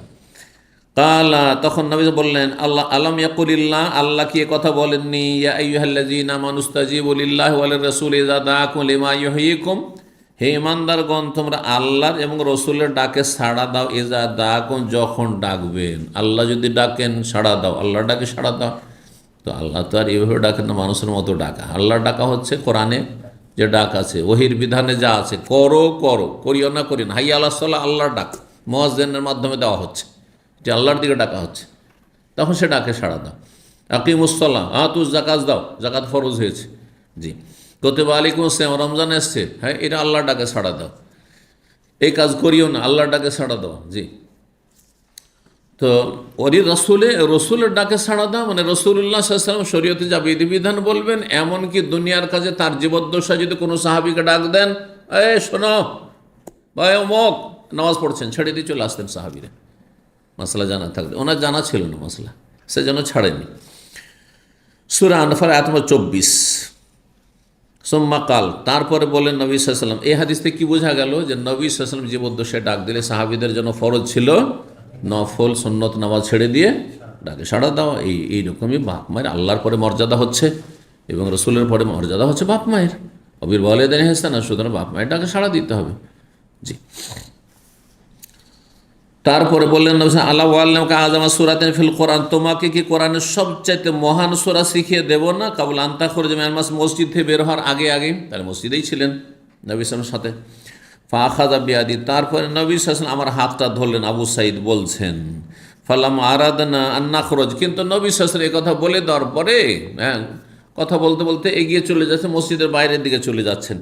যখন আমরা বাইরে যাওয়ার ইচ্ছা করলাম, কুলতো, তখন বললাম ইয়া রাসূলুল্লাহ ইন্নাকা কুলতা, আপনি তো বললেন যে আল্লাহ ওয়াল্লামুকা আযামা সূরাতিন ফিল কোরআন, তোমাকে সবচেয়ে বড় কোরআনের সূরা কি বা সবচেয়ে মহান সূরা কি শিখিয়ে দেব না মসজিদে বের হওয়ার আগে? তো এখন তো মসজিদে বেরে যাচ্ছে, একটু শিখিয়ে দেন তাহলে। জি, তো ইন্নাকা কুলতা, আপনি কথা বললেন। কালা, তখন নবী সাল্লাল্লাহু বললেন সেটি হচ্ছে আলহামদুলিল্লাহি রাব্বিল আলামিন, মানে সূরা আল ফাতিহা। হে সাবুল মাসানি, সেটি বারবার বারবার আবৃত্তি করা, অর্থাৎ বারবার তেলা পঠিত বলা, খুব সহজ ভাষায় বারবার পঠিত 7টি আয়াত বিশিষ্ট সূরা। সাবন মানে 7টি আয়াত বিশিষ্ট, কারণ 7টি আয়াত রয়েছে। আর মাসানি মানে হচ্ছে বারবার পঠিত, বারবার পঠিত 7টি আয়াত বিশিষ্ট সূরা। তাহলে সূরা ফাতিহার 14টির বেশি নাম রয়েছে, তার মধ্যে একটি হচ্ছে আসাবুল মাসানি, আর একটি হচ্ছে আল কোরআনুল আজিম, মহান কোরআন। সূরা ফাতিহার নাম কোরআনুল আজিম। সূরাতুল ফাতিহা সবচেয়ে প্রসিদ্ধ নাম বা আল ফাতিহা। উম্মুল কোরআন, উম্মুল কিতাব, হাদিসে রয়েছে লা সালাতা লিমান লাম ইয়াকরা বিউম্মিল কোরআন বা উম্মিল কিতাব। জি, আর সূরাতুল শিফা, সূরাতুল শাফিয়া, কাফিয়া, ওয়াকিয়া, রুকিয়া, রুকিয়া, সূরাতুল রুকিয়া মানে দম করা, ঝাড় ফুঁক করা সূরা, এরকম মেলা নাম আছে। তো নবী সাল্লাল্লাহু আলাইহি ওয়াসাল্লাম বললেন যে সেটি হচ্ছে 7টি আয়াত বিশিষ্ট বারবার পঠিত সূরা। বারবার পঠিত কেন বলা হয়, মাসানি কেন বলা হয়? কোরআনে কারিমে একটি আয়াত রয়েছে ওয়ালাকাদ আতাইনাকা সাবআম মিনাল মাসানি ওয়াল কোরআনিল আযীম। জি, সূরা হিজরে সম্ভবত আয়াতটি রয়েছে যে হে নবী, তোমাকে আমি ওয়ালাকাদ আতাইনাকা সাবআম মিনাল মাসানি 7টি বারবার পঠিত আয়াত দান করেছি, 7টি আয়াত বিশিষ্ট সূরা। ওয়াল কোরআনিল আযীম, যেটি হচ্ছে মহান কোরআন, মহান কোরআন। জি, কোরআনের সবচেয়ে মহান বা মহত্বপূর্ণ অংশ। আল্লাযী উতীতুহু, যা আমাকে দেওয়া হয়েছে, যা আমাকে দেওয়া হয়েছে নবী সাল্লাল্লাহু আলাইহি ওয়াসাল্লাম বলেন। তারপরে আবু সাঈদ খুদরী রাদিয়াল্লাহু তাআলা আনহু বলছেন কুন্না ফি মাসিরিন লানা, আমরা একটি অভিযানে ছিলাম। মাসির মানে যে যুদ্ধে ছিলাম, যে যুদ্ধে নবী সাল্লাল্লাহু আলাইহি ওয়াসাল্লাম যাননি, ওই জন্য গাজওয়া যুদ্ধ বললাম না, কি বললাম? অভিযান, সারিয়া। ফানাজালনা, আমরা এক জায়গায় অবতরণ করলাম, সফরে কোথাও নামলাম। ফাজাআত জারিয়াতুন, আশেপাশেই বেদুইন মহল্লা আছে, কিছু লোক বসবাস করে। একটি বালিকা আসলো, এসে বা দাসী আসলো, এসে বললো ইন্না সাইয়্যিদা আল হাইয়্য সালিমুন, এই যে গোত্র বা বংশ এখানে বসবাস করে, এখানকার সর্দারকে বিচ্ছুতে দংশন করেছে। আরব দেশে বিচ্ছু বেশি, সাপ কম। সাপ শহরে দেখতেই পাবেন না, এখানে ও বেশি তো মরুভূমি, যারা মরুভূমিতে হয়তো মাঝে মধ্যে কখনো সাপ নজরে হয়তো চলে আসে, রোডের উপরে উঠে চলে এসছে, বা মরুভূমিতে দেখতে পাবে, তাও কম আমাদের দেশের মতো, ঠিক না? আমাদের দেশ তো সাপের দেশ, আল্লাহ হেফাজত করবে, কত লোক যে সাপের দংশনে মারা যাচ্ছে। কিন্তু আরব দেশে আকরা বিচ্ছু আছে, বিচ্ছুর দংশনও খুব মারাত্মক দংশন, খুব বেদনাদায়ক। তো বিচ্ছুতে দংশন করেছিল, কেটেছিল কাকে? এই বংশের সর্দারকে, মুরব্বি বুড়ো মানুষ। ওয়াইন্না নাফারানা কইয়া, আমাদের যারা যুবক মানুষ বা পুরুষ লোকেরা, নাফারানা মানে আমাদের পুরুষ লোকেরা, অনুপস্থিত রয়েছে, বাড়িতে কেউ নেই, সব বাইরে কোথায় কোথায় কাজে কামে আছে। ফাহাল মিনকুম রাক, আপনাদের মধ্যে কেউ কি ঝাড়ফুঁক করার লোক আছে? রাকি, এই জন্য আজকাল কি বলা হচ্ছে, রাকি। রুকিয়া এক ব্যবসায় পরিণত হয়েছে বাংলাদেশে, কিন্তু বিশেষ করে বাংলাদেশে এখন ব্যবসা জমজমাট ব্যবসা চলছে। একটা ঝাড়ফুঁকে 3,000 থেকে 5,000 নিচ্ছে। আর এ কথিত সহি আকীদা বলে এগুলো। আর বেদাতীদের কথা তো বলতে হবে না। এক ছাত্র ছিল আপনাদের মতো, এখানে আমার কাছে ক্লাস করতে, ছেলেটি তো আল্লাহকে হেদায়েত করেছে। ওর বাবা ঢাকা ক্যান্টনমেন্ট মসজিদের ইমাম। তো বলছে আমার আব্বাকে কেমন করে হেদায়েত করবো শেখ, আমার আব্বা একটা তাবিজ বিক্রি করে, তাবিজ 5,000 টাকা। আজকে থেকে 10-12 বছর আগের ঘটনা বলছে। 5,000 টাকার তাবিজ। কত ধর্ম ব্যবসায়ীরা, জি, বিনা পুঁজির ব্যবসা। তো রাকি ঠিক আছে, রুকিয়া ইসলামে যায়, তাবিজ তো হারাম, শিরক, কিন্তু রুকিয়া ঝাড়ফুঁক করা যায়, কিন্তু তার জন্য শর্ত লাগাবেন, এইটাই নেবো সেটা নেবো, এত টাকা ফিস দিতে হবে। ডাক্তাররা হেরে যাবে। ডাক্তারের কাছে 500 টাকা 700 টাকা ভিজিট দিয়ে ঢোকা যায় অন্তত। হ্যাঁ, আগে বলছে যে একবার রুকিয়া করে নিল, তারপর অনেকে আবার মাইক লাগিয়ে রুকিয়ে করছে। জানেন না, লাইন করে তেল পানি রেখে দিচ্ছে, আর তারপরে মাইক লাগিয়ে দিয়েছে, মাইকিং করে 50টা 100টা লোকের সব তেল পানি রাখা আছে, আর সেখানে সব রুকিয়া চলছে। তার ওখানে অনেক আবার টেলিফোনে রুকিয়া, মানে সৌদি আরবে আছে, এইখান থেকে বাংলাদেশে রুকিয়া চলছে টেলিফোনে। আশ্চর্য সবগুলো। জি, ধর্ম ব্যবসা। তোমাদের মধ্যে বা আপনাদের মধ্যে কেউ কি রাকি আছে? ফাকামা মাহারা জ্বলুন, একজন লোক চিন্তা করলো যে বেচারাকে বিচ্ছুতি দংশন করেছে, মরেও যেতে পারে, চলো যদি আমি উপকার করতে পারি একটু। হ্যাঁ, কিন্তু বেশি কিছু জানা ছিল না।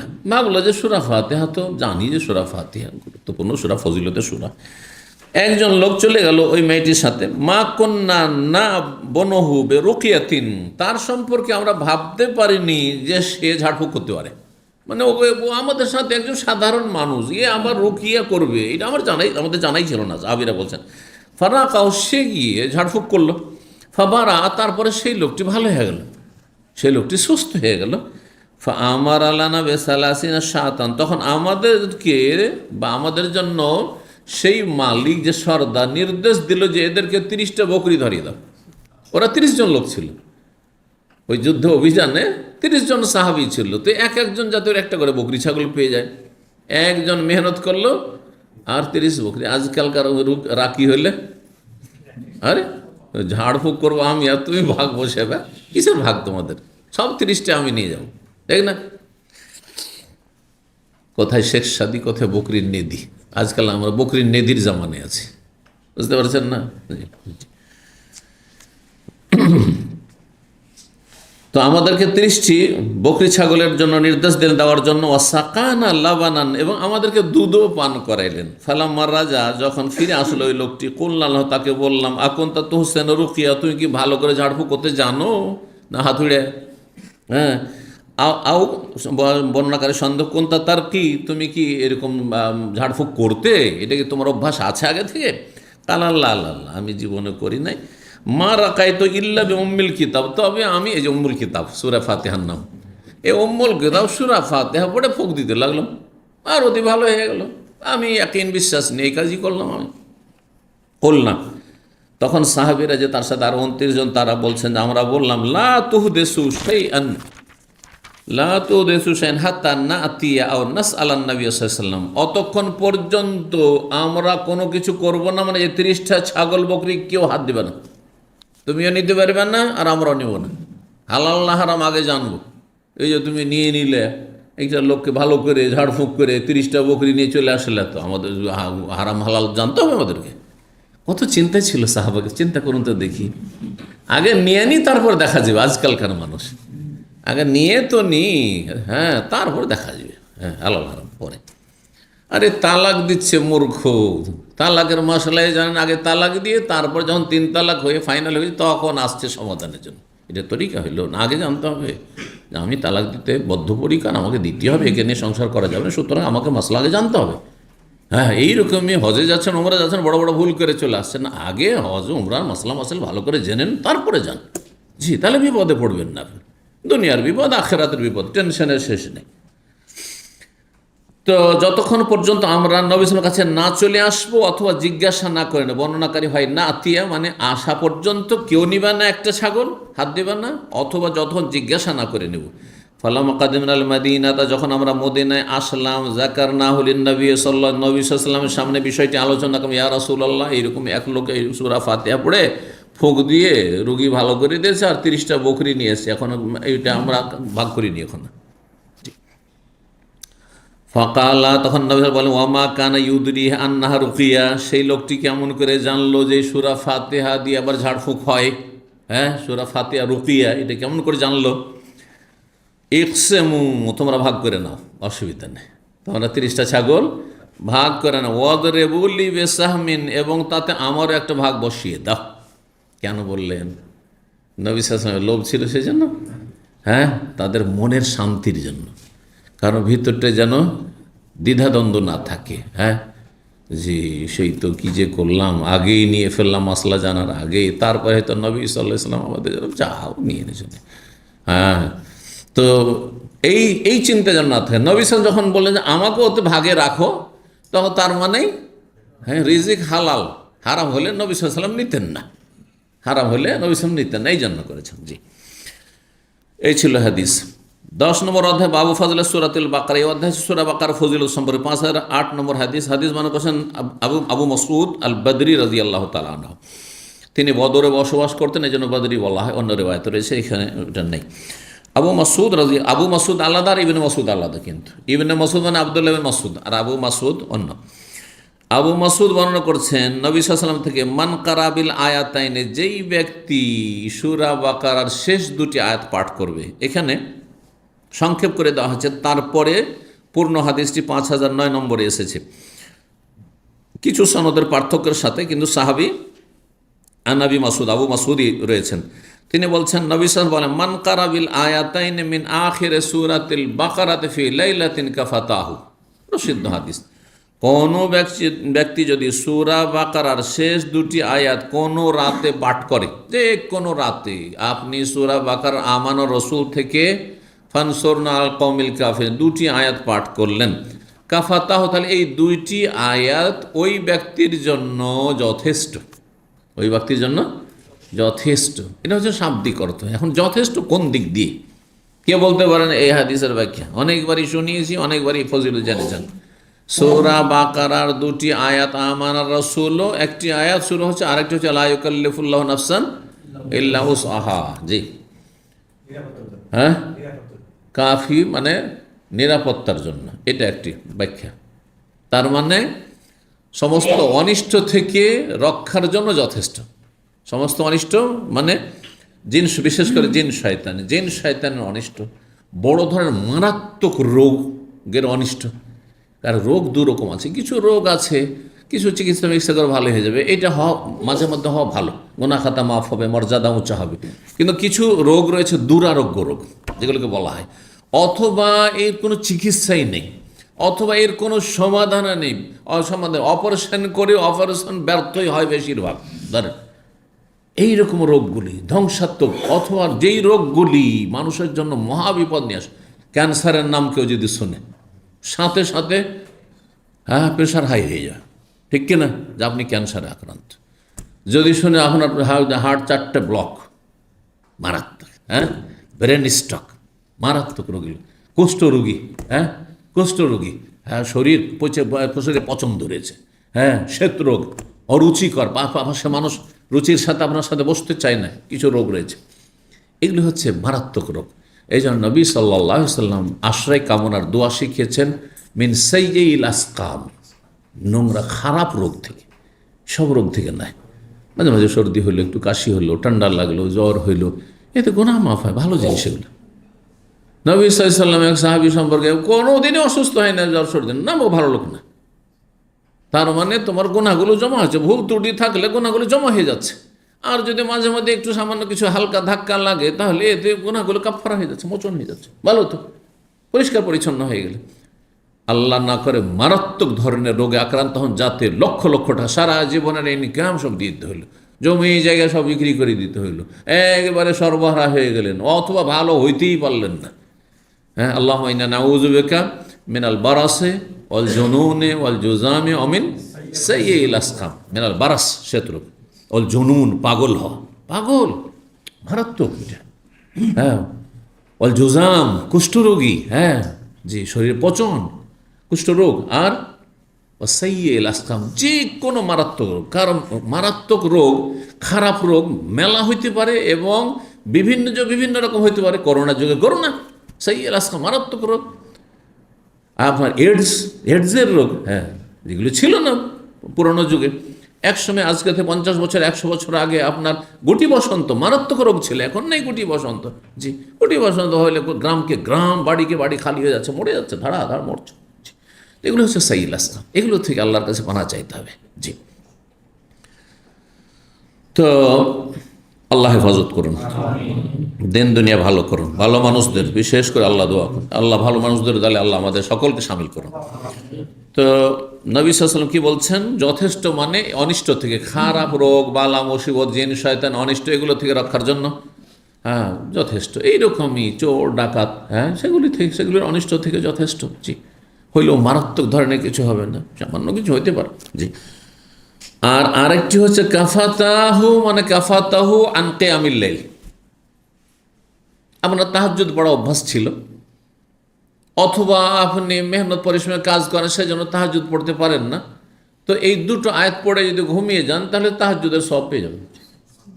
উঠতে আর পারলেন না, ফজর হয়ে গেল, আজকে আর তাহাজ্জুদ পড়া হলো না, তাহলেও তাহাজ্জুদ কাফাতাহু আন কিয়ামিল লাইল, ওই আপনার তাহাজ্জুদ বা তাহানিত তাহাজ্জুদ তাহাজ্জুদের পক্ষ থেকে যথেষ্ট হয়ে গেল। কাফি মানে যথেষ্ট হওয়া। জি, দুটোই মনে রাখবেন। 5010 নম্বর হাদিস বর্ণনা করেছেন আবু হুরায়রা রাদিয়াল্লাহু তাআলা, তিনি বলছেন ওয়াক্কালানি রাসূলুল্লাহ বিহিফযি যাকাত রমাদান। রাসূলুল্লাহ সাল্লাল্লাহু আলাইহি ওয়াসাল্লাম আমাকে রমজানের যাকাত মানে, হ্যাঁ, ফিতরা।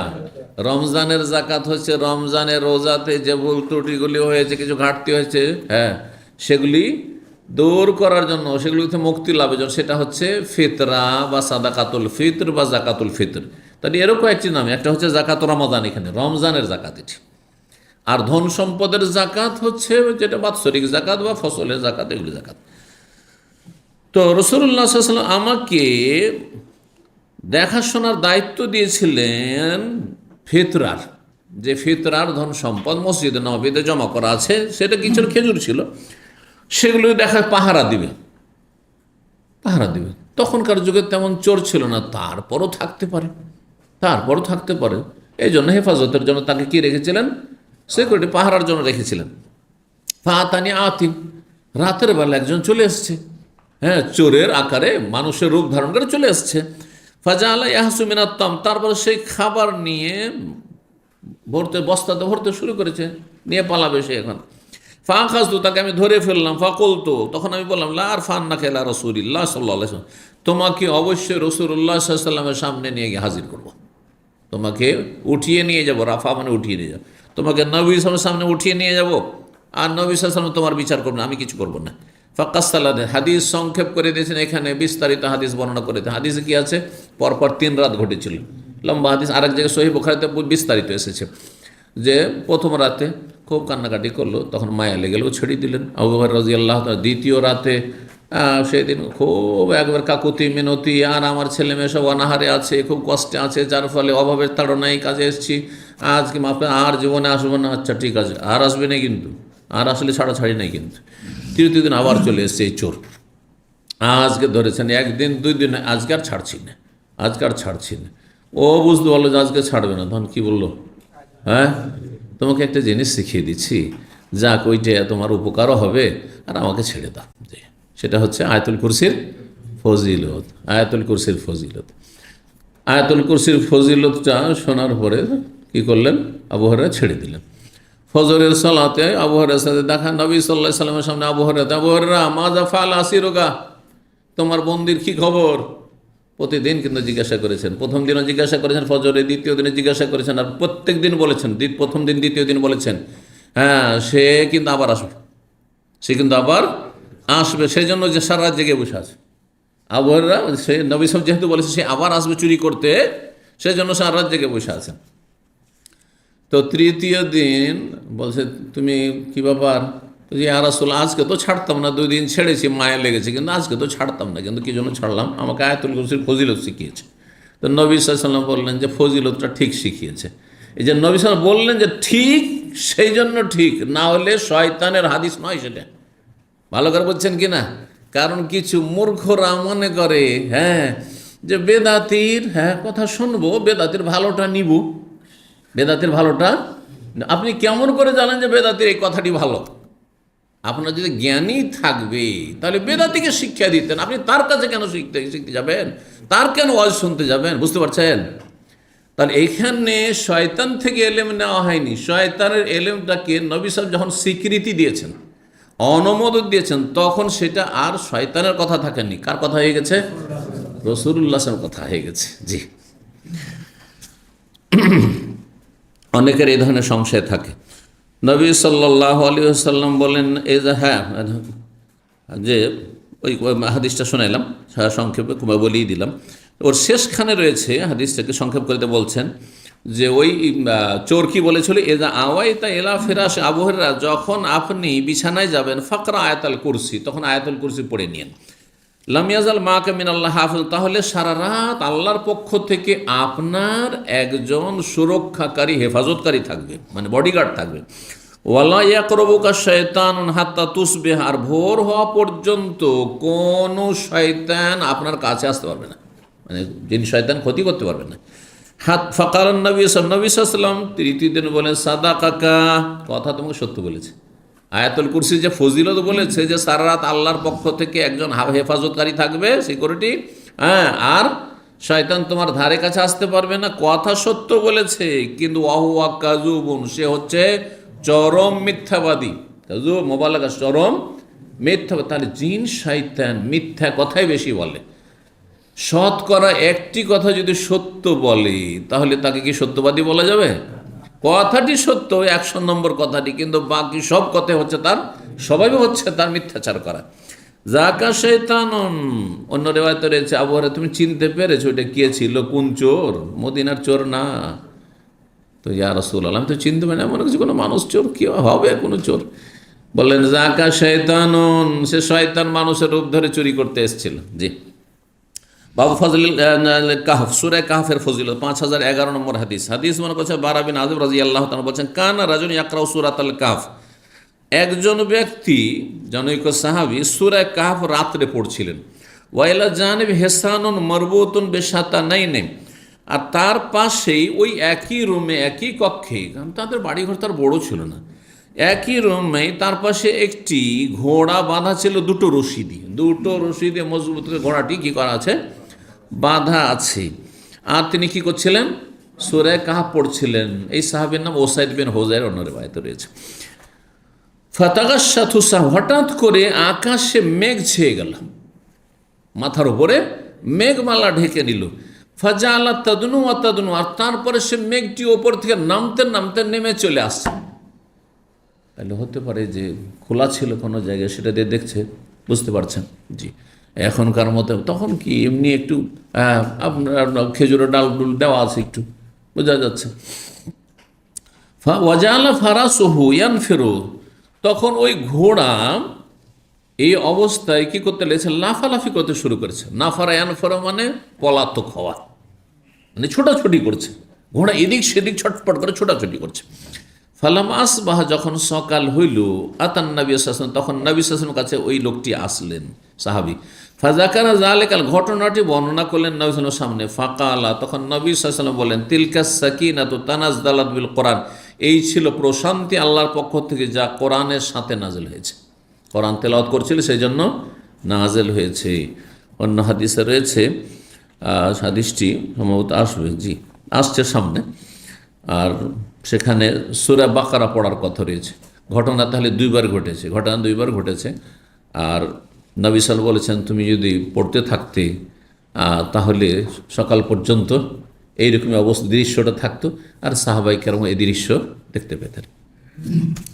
12 নম্বর অধ্যায়, বাবু ফজলে সূরাতুল ফাth। এই অধ্যায় হচ্ছে সূরা ফাথের ফজিলত সম্পর্কে। সূরা ফাথ বলতে ইন্না ফাতাহনা লাকা ফাতহাম মুবিনা, এটি হচ্ছে সূরাতুল ফাথ।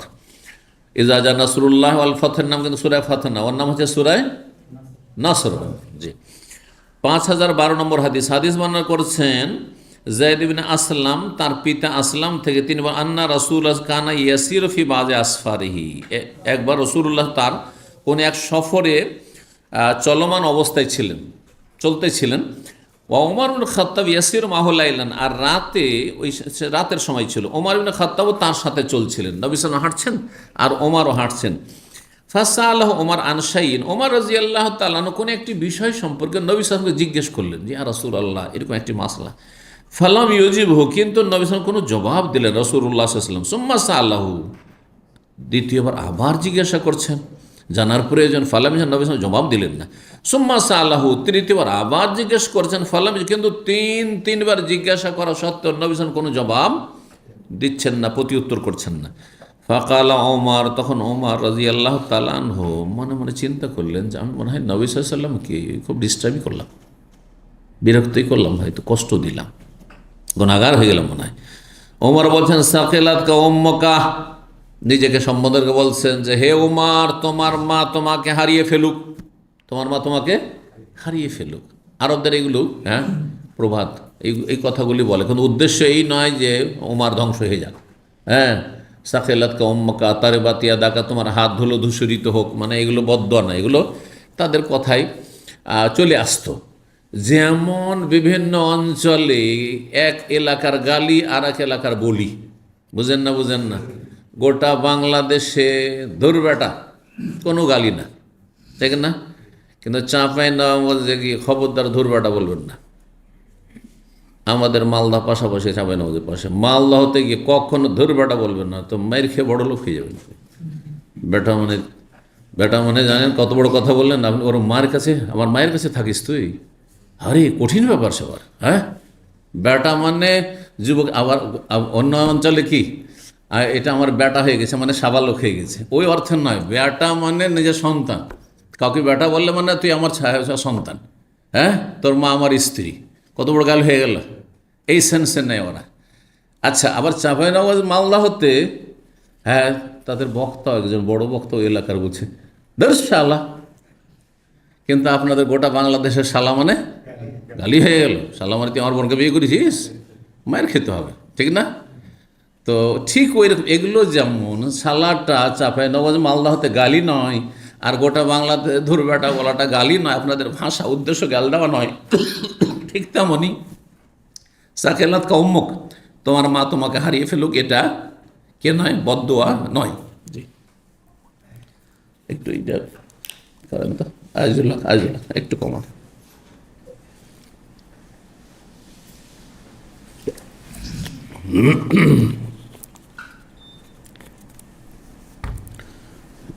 কি বলছিলাম? হাদিস না? ওমর রাদিয়াল্লাহু তাআলা আনহু নিজেকে সম্বোধন করে বলছেন সাকিলাতকা উম্মুকা, তোমার মা তোমাকে হারিয়ে ফেলুক। নাজারতা রাসূলুল্লাহ সাল্লাল্লাহু আলাইহি ওয়াসাল্লাম, তিনবার করে তুমি রাসূলুল্লাহ সাল্লাল্লাহু আলাইহি ওয়াসাল্লামকে খুব বিরক্ত করলে তুমি। কুল্লু যালিকা লা ইউজিবুক, এই তিনবার তিনি কোনো উত্তর দিলেন না, আর তুমি বারবার করে জিজ্ঞাসা করতে থাকলে, এটা ঠিক হলো না তোমার জন্য। কালা ওমর বলছেন যে আমি ভয়ে নবী সাল্লাল্লাহু আলাইহি ওয়াসাল্লামের কাছ থেকে সামনে এগিয়ে চলে গেলাম, যে নবী সাল্লাল্লাহু আলাইহি ওয়াসাল্লামের কাছে থাকবো না, কি জানি কখন রেগে যান। ফাহাররাকতু বাইরি, আমার উটকে আমি হাঁকালাম দ্রুত বেগে। হাররাকা ইউহাররিকু মানে আজকাল আরবরা ব্যবহার করে হাররেক, ইয়া আল্লাহ হাররেক মানে গাড়ি চালাও। তো ফাহাররাকতু বাইরি, আমার উটকে দ্রুত বেগে হাঁকিয়ে নিয়ে গেলাম। হাত্তা কুনতু আমামান নাস, এমনকি সমস্ত মানুষ যারা ছিল দলবদ্ধ হাঁটছে তাদের সবার আগে চলে গেলাম, একটু দ্রুত বেগে গিয়ে এগিয়ে চলে গেলাম। খাসিত, আমার আশঙ্কা হলো আইয়ানজিলা ফিহা কোরআন, যে আমার সম্পর্কে কোরআনের আয়াত নাজেল না হয়ে যায়, আমার পানিশমেন্ট, আমার শাস্তিতে, এই অপরাধের জন্য। ফামান আসেব তো আনসামে তো সারে খান ইয়াসরখু, হঠাৎ করে অল্প সময়ের মধ্যেই একজন চিৎকার করে ডাক দিচ্ছে ওমর বলে, আমাকে তলাশ করছে। আরও ভয় হয়েছে, এগিয়ে চলে গেছেন, দূরে সরে গেছেন, আবার যদি ডাক হয় তাহলে ভয় হবে না, তো আরও ভয় পেয়েছেন। কালা ফাকুলতু লাকাদ খাশিতু আন ইয়াকুনা নাযালা ফিয়া কোরআন, আমার খুব ভয় লাগছে যে আমার সম্পর্কে কোনো কোরআনের আয়াত নাযিল না হয়ে যায়। কালা ফাজিয়াতু রাসূলুল্লাহ, কিন্তু ডাক পড়ে গেছে, আসতে হবে, রাসূল ডাকছেন, শোনো তোমাকে ডাকছেন রাসূল সাল্লাল্লাহু আলাইহি ওয়াসাল্লাম। ফাসাল্লামতু আলাইহি, গিয়ে নবী সাল্লাল্লাহু আলাইহি সাল্লাম বললাম। ফাকালা, বলছেন, লাকাদ উনজিলা আলাইয়া লাইলাতা সূরাতুন, আজকে রাতে আমার কাছে একটি সূরা নাযিল হয়েছে, অত্যন্ত গুরুত্বপূর্ণ। লাহি আহাব্বু ইলাইয়া মিম্মা তালাত আলাইহি শামসু, সেটি সূর্য আলোকিত সকল স্থানের চাইতে বেশি প্রিয়। সূর্য আলোকিত মানে সূর্যের আলো যত দূর পর্যন্ত পড়ছে, মিম্মা তালাত আলাইহি শামসু, সূর্যের আলো কোথায় পড়ে? পৃথিবীতে, মানে সারা পৃথিবী, এবং সারা পৃথিবীতে যত সম্পদ রয়েছে, যত খনিজ সম্পদ, ভূগর্ভে ভূপৃষ্ঠে যা ধন দৌলত রয়েছে, রাজত্ব রয়েছে, সব কিছুর চাইতে বেশি প্রিয়, বেশি উত্তম হচ্ছে এই সূরাটি। সেই সূরা হচ্ছে, তারপরে বলছেন সুম্মা কারা, তারপরে সেই সূরা পড়ে শোনার, ইন্না ফাতাহনা লাকা ফাতহাম মুবিনা লিয়াগফিরা লাকা আল্লাহু মা তাকাদ্দামা মিন যামবিকা ওয়া মা তাআখার ওয়া ইউতিম্মা নি'মাতাহু আলাইকা ওয়া ইয়াহদিয়াকা সিরাতাম মুস্তাকিমা ওয়া ইয়ানসুরাকা আল্লাহু নাসরান আজিজা। যাতে হুদাইবিয়ার সন্ধির কথা রয়েছে, হুদাইবিয়ার সন্ধির কথা রয়েছে। জি, এই ছিল সূরা ফাতহের ফজিলত। তাহলে সারা পৃথিবীর সমস্ত ধন সম্পদের চাইতে বেশি উত্তম, বেশি প্রিয় সূরা হচ্ছে সূরা ফাতহ। 13 নম্বর অধ্যায়, বাবু ফজলে কুল হু আল্লাহু আহাদ। এই অধ্যায় হচ্ছে কুল হু আল্লাহু আহাদের ফজিলত, মানে সূরা ইখলাসের ফজিলত। এর মানে এ না যে শুধু এই আয়াতটির ফজিলত, উদ্দেশ্য হচ্ছে, তাহলে এখান থেকে বোঝা গেল যে কোনো সূরাকে প্রথম অংশ দিয়ে নামকরণ করা যায়। যেমন আমাদের দেশে কিন্তু সূরা ফাতিহা কম বলে, আলহামদু সূরা বলে। এক সময় তো সূরা ফাতিহা মানুষ জানতো না, যখন শিক্ষার চর্চা, আজকাল আলহামদুলিল্লাহ শিখছেন আপনারা, কিন্তু এক সময় শিক্ষার দিকে ছিল না। কি বলতো? আলহামদু সূরা, কুল হু আল্লাহ সূরা, হ্যাঁ, কুল আউযু বিরাব্বিল ফালাক সূরা, কুল আউযু বিরাব্বিন নাস সূরা বলতো না। জি, তো জায়েজ আছে এরকম যদি বলে তো জায়েজ। দেখুন ফজল কুল হু আল্লাহু আহাদ, কুল হু আল্লাহু আহাদ সূরার ফজিলত। জি, এই মর্মে আমরা বর্ণনা করছেন তাবি, প্রখ্যাত তাবি মহিলা, কিন্তু ইনি বড় আলেমা ছিলেন এবং মা আয়েশা রাদিয়াল্লাহু তাআলা আনহার বিশিষ্ট ছাত্রী ছিলেন। নবী সাল্লাল্লাহু আলাইহি ওয়াসাল্লাম বর্ণনা করেছেন মা আয়েশা এই মর্মে সূরা ইখলাসের ফজিলত সম্পর্কে। এখানে হাদিস রয়েছে 5013 নম্বর হাদিস। আবু সাঈদ খুদরি রাদিয়াল্লাহু তাআলা আনহু বলেন, আন্না রাজুলান সামিয়া রাজুলান, জনক ব্যক্তি আরেকজন ব্যক্তির কাছে শুনলো, ইয়াকরাউ কুল হু আল্লাহ, সে সূরা ইখলাস কুল হু আল্লাহ আহাদ পড়ছে, ইউরাদ্দিদুহা, বারবার করে সেটি পড়ে যাচ্ছে, শুধু সূরা ইখলাস, শুধু সূরা ইখলাস পড়েই যাচ্ছে বারবার। কিসে? তাহাজ্জুদের নামাজে, প্রত্যেক রাকাতে সূরা ফাতিহার পরে সূরা ইখলাস পড়েই যাচ্ছে। ফালাম আসবাহ, যখন সকাল হলো, যা ইলা রাসূলিল্লাহ, তখন রাসূলুল্লাহ কাছে এসে আসলো। ফাযাকারা যালিকা লাহু, আসার পরে ঘটনা বর্ণনা করল যে একজন লোক তাহাজ্জুদ পড়ছে, তো বিভিন্ন জায়গা থেকে সূরা পড় বা অন্যান্য সূরা পড়, শুধু সূরা ইখলাসই পড়ে যাচ্ছে, রাত ঘন্টার পর ঘন্টা শুধু সূরা ইখলাস পড়ে যাচ্ছে। অভিযোগ করার জন্য আসলে বা মাসলা জানার জন্য এসেছেন যে এটা কি ঠিক হইলো, এরকম কাজ করছে। ওয়াকান্নার রাজুল ইয়াতাকাল্লাহা, যেই ব্যক্তি অভিযোগ করতেছে তার বিরুদ্ধে, সে যেন এইটাকে স্বল্প মনে করলো। এটাই এমন কথা হইল, শুধু ইখলাস, শুধু ইখলাস। আপনারা কি করবেন যদি একটা লোক দুই রাকাত নামাজ পড়ায়, হ্যাঁ ধরেন, বা 3 রাকাত মাগরিবের নামাজ পড়াইলো ধরেন, আর সূরা ইখলাস পড়িয়ে দিল, সূরা ইখলাস আর সূরা নাস বা ফালাক পড়িয়ে দিল, বুঝতে আরে কোনো সূরা পাই না, হ্যাঁ ডেইলি সূরা ইখলাস, বলবেন না? বলবেন। তো ওই রকমই এই লোকটি সেটাকে কি মনে করলো? স্বল্প মনে করলো। কালিল থেকে ইয়াতাকাল্লাহা। ফাকালা রাসূলুল্লাহ, রাসূল তখন বললেন, ওয়াল্লাযী নাফসি বিয়াদিহি, সে আল্লাহর কসম করে যার হাতে আমার প্রাণ রয়েছে, ইন্নাহা লা তা'দিলু সুলুসাল কোরআন, এই সূরা ইখলাস কোরআনের 1/3 সমান। আদাল মানে বরাবর হওয়া, সমান হওয়া। তো সুলুস মানে হচ্ছে 1/3, 3 ভাগের, এবং কোরআনের 3 ভাগের 1 ভাগের সমান বা সমপরিমাণ হচ্ছে এই সূরা ইখলাস। কোন দিক থেকে? হ্যাঁ, একজন লোক 10 দিন ধরে 30 পারা পড়লো, আর আপনি এখনই বসে বলে সূরা ইখলাস 3 বার পড়ে বলে, দেখো তোমার সমান নাকি পেয়ে গেল, বলবেন এরকম? এত সস্তা মনে করলে হবে না। হ্যাঁ, কিন্তু ধরেন একজন মানুষ খুব ব্যস্ত মানুষ, সময় পায় না, অথবা অসুস্থ মানুষ, আর কোরআন পড়তে পারছে না বেশি, তারা সূরা ইখলাসই পড়লো, ঠিক আছে, ওই ফজিলত পাবে। বুঝতে পারছেন না? কিন্তু এই নয় যে আপনি পাশাপাশি দেখেন একজন লোক কত ঘন্টা, 30 পারা পড়তে কত ঘন্টা লাগে, হ্যাঁ, এক পারাতে আধা ঘন্টা ধরতে হবে, মোটামুটি সাধারণ মানুষের পড়ার জন্য আধা ঘন্টা ধরতে হবে, 20 মিনিট থেকে আধা ঘন্টা করে এক পারাতে 30 পারাতে কত ঘন্টা লেগেছে?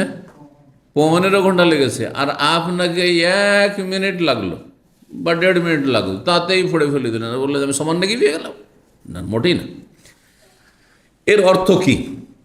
এর দুটো অর্থ করা হয়েছে, এই হাদিসের দুটো ব্যাখ্যা করা হয়েছে। কি ব্যাখ্যা বলেন দেখি?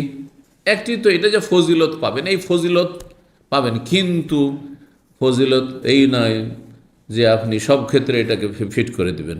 এখানে দেখানো হয়েছে যে সূরা ইখলাসের মানে কুল আল্লাহু আহাদের অনেক বেশি ফজিলত রয়েছে, অনেক বেশি ফজিলত রয়েছে। ওটা ক্ষেত্র বিশেষে নয় যে আপনি তুলনা করবেন একজন হাফেজের সাথে, আলেমের সাথে, একজন গোটা রমজানে গোটা 30 পারা পড়ছে, আর আপনি অলস পার্টি শুধু শুয়ে শুয়ে সূরা ইখলাস 3 বার পড়ে আমার খতম হয়ে গেল। হ্যাঁ, এই বক্সানো, এই বক্সানো এতে গেছেন কোরআন খানিতে। আমি ছোটোকালে আমাদের আহলে হাদিসের মধ্যে এই কোরআন খানিটা ছিল, কিছুটা ছিল। তো একজন হানাফি আলেম এলাকাতে ছিল, আর কেউ তো ছিল না এলাকাতে, আলেমই ছিল না আমার এলাকায়। তো আমি যেহেতু গ্রামের ছাত্র, যখন মাসলা জানতাম না যে এরকম কোরআন পরের বাড়ি পড়া যায় না এইভাবে ভাড়াইটা কোরআন, তো চলে যেতাম, একটু খেতে টেতে দিবে, বয়স তখন 10-12 বছর।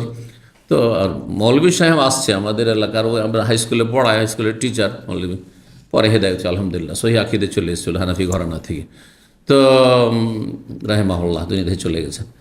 তো উনি আসতেন আসর পরে স্কুল থেকে, আর সকাল থেকে আমরা পড়তে আছি, আসার পরে জিজ্ঞাসা করতেন কত পারা হইলো, সবাই জিজ্ঞেস করতেন কার কত পারা হলো, কার কত পারা হলো। কেউ কোর্স কমপ্লিট করেনি, ধরেন 5 করে হলে 3-5 বা আপনার কত, ধরেন 6 জন আছে, তাহলে 5-6 = 30, কয় পারা করে পড়তে হবে? 5 পারা করে পড়তে হবে। তো হয়নি, 3 পারা কারো হয়েছে, কারো কম হয়েছে, মোল্লা মুন্সি বুড়োগুলো আরও কম পড়েছে, আমরা তো একটু এক্সপ্রেস পড়িয়ে দিতাম, ছাত্র মাদ্রাসার। তো যাই হোক, তারপরে সেই এসে আমাদেরকে ফর্মুলা শিখাত যে সবাই 3 বার করে সূরা ইখলাস পড়ে নাও, সবাই 3 বার করে সূরা ইখলাস পড়ে নাও। আর বাড়িওয়ালার কোরআনখানি হইলো, আর কবর জিয়ারত হইলো, ওই বেদাত হইলো, আর ভোজ ভাজ হইলো, আর তারপর টাকা উঠানি শুরু হইলো। টাকা পড়তে হলো, যত লোক আত্মীয় স্বজন দাওয়াত খেতে এসছে, ভোজ খেতে এসছে, সবাই টাকা দিতে লাগলো। তখনকার যে 50 টাকা উঠলো ধরেন, বা 60 টাকা উঠলো, আল্লাহ মনে আছে আমাদেরকে 5 টাকা করে দিত, 5 টাকা পেয়েছি। আর তারপরে দেখা গেল যে 30-40 টাকা যা বাঁচলো সেটি ওই বড় মৌলানা, যে যার সরকারি বেতন, আপনার হাই স্কুলের মৌলভী মাস্টার, তার পকেটে চলে গেল। বুঝতে পারছেন? এই হচ্ছে কোরআনখানি ধর্ম ব্যবসা দেশীয়। আলহামদুলিল্লাহ আজকাল আহলে হাদিসের মধ্যে থেকে উঠে গেছে, কিন্তু একসময় আহলে হাদিসদের মধ্যে অজ্ঞতার কারণে এগুলো বেদাত ছিল। কি বলছিলাম? হ্যাঁ, সূরা ইখলাসের একটি ফজিলত, যে ফজিলত আছে নেকির দিক থেকে, কিন্তু ক্ষেত্র বিশেষ, যেমন বললাম আপনি ব্যস্ত মানুষ, অসুস্থ মানুষ, পড়ছেন, ঠিক আছে, ফজিলত, কিন্তু এই নয় যে আপনি সমান সমান কম্পেয়ার করে নিজেকে একজন কোরআন 30 পারা পড়ছে তার সাথে, ওঠে না। যে মেহনতি আর যে অলস কখনো সমান নয়। জি। 2 নম্বর ব্যাখ্যা, যেটি সবচেয়ে বেশি সূক্ষ্ম, সেটা হচ্ছে কোরআন বিষয়বস্তুর দিক থেকে, ভাব অর্থের দিক থেকে 3 ভাগে বিভক্ত। কোরআনে 3 ধরনের কথা আছে। কি আছে? এক হচ্ছে হুকুম আহকাম, বিধিবিধান, মাসলা মাসাইল আছে না নেই? হালাল হারাম, জায়েজ না জায়েজ, সালাত, নামাজ, রোজা, হজ, যাকাত, জেনা হারাম, খুন করা হারাম ইত্যাদি, জুয়া হারাম, মদ হারাম, আছে না নেই? পর্দা ইত্যাদি, এগুলো হচ্ছে আহকাম, হুকুম আহকাম, ঠিক আছে, মাসলা মাসাইল। আর দ্বিতীয় হচ্ছে আখবার বা কেসাস, ঘটনাবলী, কাহিনী, আদমের ঘটনা, তো আম্বিয়া রসুলগণের ঘটনা, বিভিন্ন কাফের জাতির ঘটনা, ফেরাউনের ঘটনা, মুসার ঘটনা, ইউসুফ আলাইহিস সালামের ঘটনা, আছে না নেই? আখবার, খবর। তারপরে অতীতের খবর, ভবিষ্যতে কিয়ামত হবে, এগুলিও খবর, খবর এগুলো, এটা এক ধরনের হইল। তৃতীয় হচ্ছে তৌহিদ আকিদা, তৃতীয় হচ্ছে তৌহিদ আকিদা। 3 ভাগে কোরআন বিষয়বস্তুর দিক দিয়ে, টপিক্সের দিক দিয়ে বিভক্ত, 3 ভাগ রয়েছে। তার একটা ভাগ কিসে আছে? সূরা ইখলাস। সূরা ইখলাসে কি আছে? মাসলা মাসাইল আছে, হুকুম আহকাম আছে? নেই। আর কিসসা কাহিনী আছে? নেই। তা আছে কি তাহলে? তৌহিদ, আল্লাহর একত্ব, আকীদা। আল্লাহু আহাদ, আল্লাহু সামাদ, লাম ইয়ালিদ ওয়ালাম ইউলাদ। তিনি জনকন্যা, জাতকন্যা, তার কোনো বাপ্পাও নাই, তার কোনো ছেলে মেয়ে নেই। হ্যাঁ, ওয়ালাম ইয়াকুল্লাহু, তার কোনো সমতুল্য সমকক্ষ নেই। তো এইটি হচ্ছে সবচাইতে সহি ব্যাখ্যা। দ্বিতীয়টি বয়ান করা যেতে পারে, কিন্তু সব ক্ষেত্রে আমভাবে নয়। 5014 নম্বর হাদিস বর্ণনা করছেন, আমরা অধ্যায়টা শেষ করিনি, আর দুটি হাদিস শুধু রয়েছে। হাদিস বর্ণনা করছেন আবু সাইদ খুদরি, বলছেন আখবারনি আখি, আমার ভাই জানিয়েছেন, কাতাদা বিন নওমান তিনি, আন্না রাজুলান কামাফি জামিয়ান নবী সাল্লাল্লাহু, একজন ব্যক্তি নবী সাল্লাল্লাহু জামানায় সে রাতে তাহাজ্জুদ পড়া শুরু করলো। কিয়াম মানে তাহাজ্জুদ পড়তে শুরু করলো। ইয়াকরাউ মিনাস সাহরে, ভোর রাত্রে সে তাহাজ্জুদ পড়ছে, আর প্রত্যেক রাকাতে কুল হু আল্লাহু আহাদ, লা ইয়াজিদু আলাই, এর বেশি কিছু পড়ছে না, অতিরিক্ত নয়। সূরা ফাতিহা, সূরা ইখলাস। ফালাম আসবাহানা, যখন সকাল হলো আমাদের, আতার রাজুল, নবী সাল্লাল্লাহু কাছে সে আসলো, আর তারপরে অনুরূপ আগের মতো হাদিস বর্ণনা করেছেন। সর্বশেষ হাদিস 5015 নম্বর হাদিস বর্ণনা করেছেন আবু সাইদ খুদরি রাদিয়াল্লাহু তাআলা, তিনি বলছেন, কালান নবী সাল্লাল্লাহু আলাইহি আসহাবিহি, নবী সাল্লাল্লাহু আলাইহি ওয়াসাল্লাম সাহাবায়ে কেরামদেরকে একবার সম্বোধন করে বললেন, আয়াজিজু আহাদুকুম আন ইয়াকরা সুলুসাল কোরআন ফি লাইলা, তোমাদের কোন ব্যক্তি কি অপারগ যে প্রত্যেক রাতে কোরআনের 3 ভাগের 1 ভাগ পাঠ করবে? এখন এর 3 ভাগের 1 ভাগ মানে 10 পারা যদি হয়, তো এটা তো অনেকের জন্য মুশকিল, অধিকাংশ লোকের জন্য সেটা জটিল।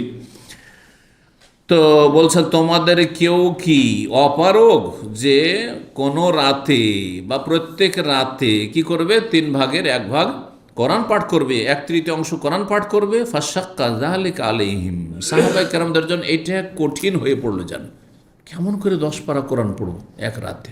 এশা থেকে ফজরের মধ্যে 10 পারা কোরআন পড়া, হ্যাঁ, যদি আধা ঘন্টা করে লাগে তাহলে কত লাগবে?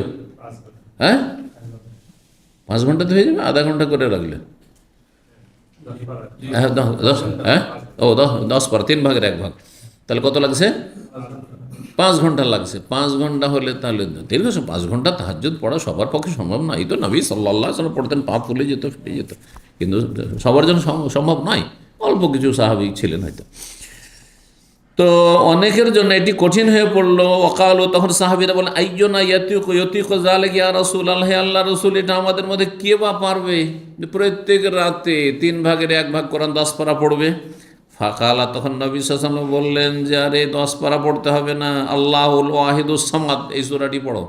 আল্লাহুল ওয়াহিদুস সামাদ মানে যাতে এই আল্লাহর নামগুলি রয়েছে, আল্লাহ রয়েছে, ও আল্লাহ, সামাদ রয়েছে, আর আহাদ রয়েছে। ওয়াহিদ আর আহাদ একই অর্থ। সুলুসুল কোরআন, এটি হচ্ছে কোরআনের 1/3। এখানে আজকের আলোচনা শেষ হয়েছে। একটু সনদে শুধু রয়েছে, ইমাম বুখারী এর হাদিস, এই হাদিস যখন সংকলন করলেন, তো এর অনেক বর্ণনাকারী রয়েছেন। তাদের একজন হচ্ছে ইমাম ফেরাবরি, তিনি বলছেন, সামিউতু আবু জাফর, আমি আবু জাফর মোহাম্মদ বিন আবি হাতেম ওয়াররাক আবি আব্দুল্লাহ। ইমাম বুখারী রাহিমাহুল্লাহর নাম কুনিয়াত কি ছিল? আবু আব্দুল্লাহ। আবু আব্দুল্লাহর যিনি লেখক ছিলেন তার কাছ থেকে শুনেছি, তিনি বলেন, কালা আবু আব্দুল্লাহ, ইমাম বুখারী বলেছেন রাহিমাহুল্লাহ, আন ইব্রাহিম, আগের হাদিসটি ইব্রাহিমের সূত্রে আর দাহাকের সূত্রে। ইব্রাহিমের সূত্রে হাদিসটি মুরসাল মানে বিচ্ছিন্ন, মুনকাতে, আর দাহাক মাশরিকি আরেকজন যে রয়েছেন, পাশাপাশি 2 জন রয়েছেন বর্ণনাকারী সঙ্গী, সহপাঠী, তার সূত্রে যদি বর্ণনা করা হয় তাহলে সে হাদিসটি হচ্ছে মুসনাদ মানে মুত্তাসিল, হাদিসের সনদ মিলিত। এটি সনদের বিষয় ছিল। আর তারপরে সূরা ফালাক আর নাসের ফজিলত ইনশাআল্লাহ তাআলা আগামীকালকে হবে। এখানে আজকের আলোচনা শেষ করছি। জাযাকুমুল্লাহু খাইরান ওয়া সাল্লাল্লাহু আলা মুহাম্মদ ওয়া আলা আলিহি ওয়া সাহবিহি।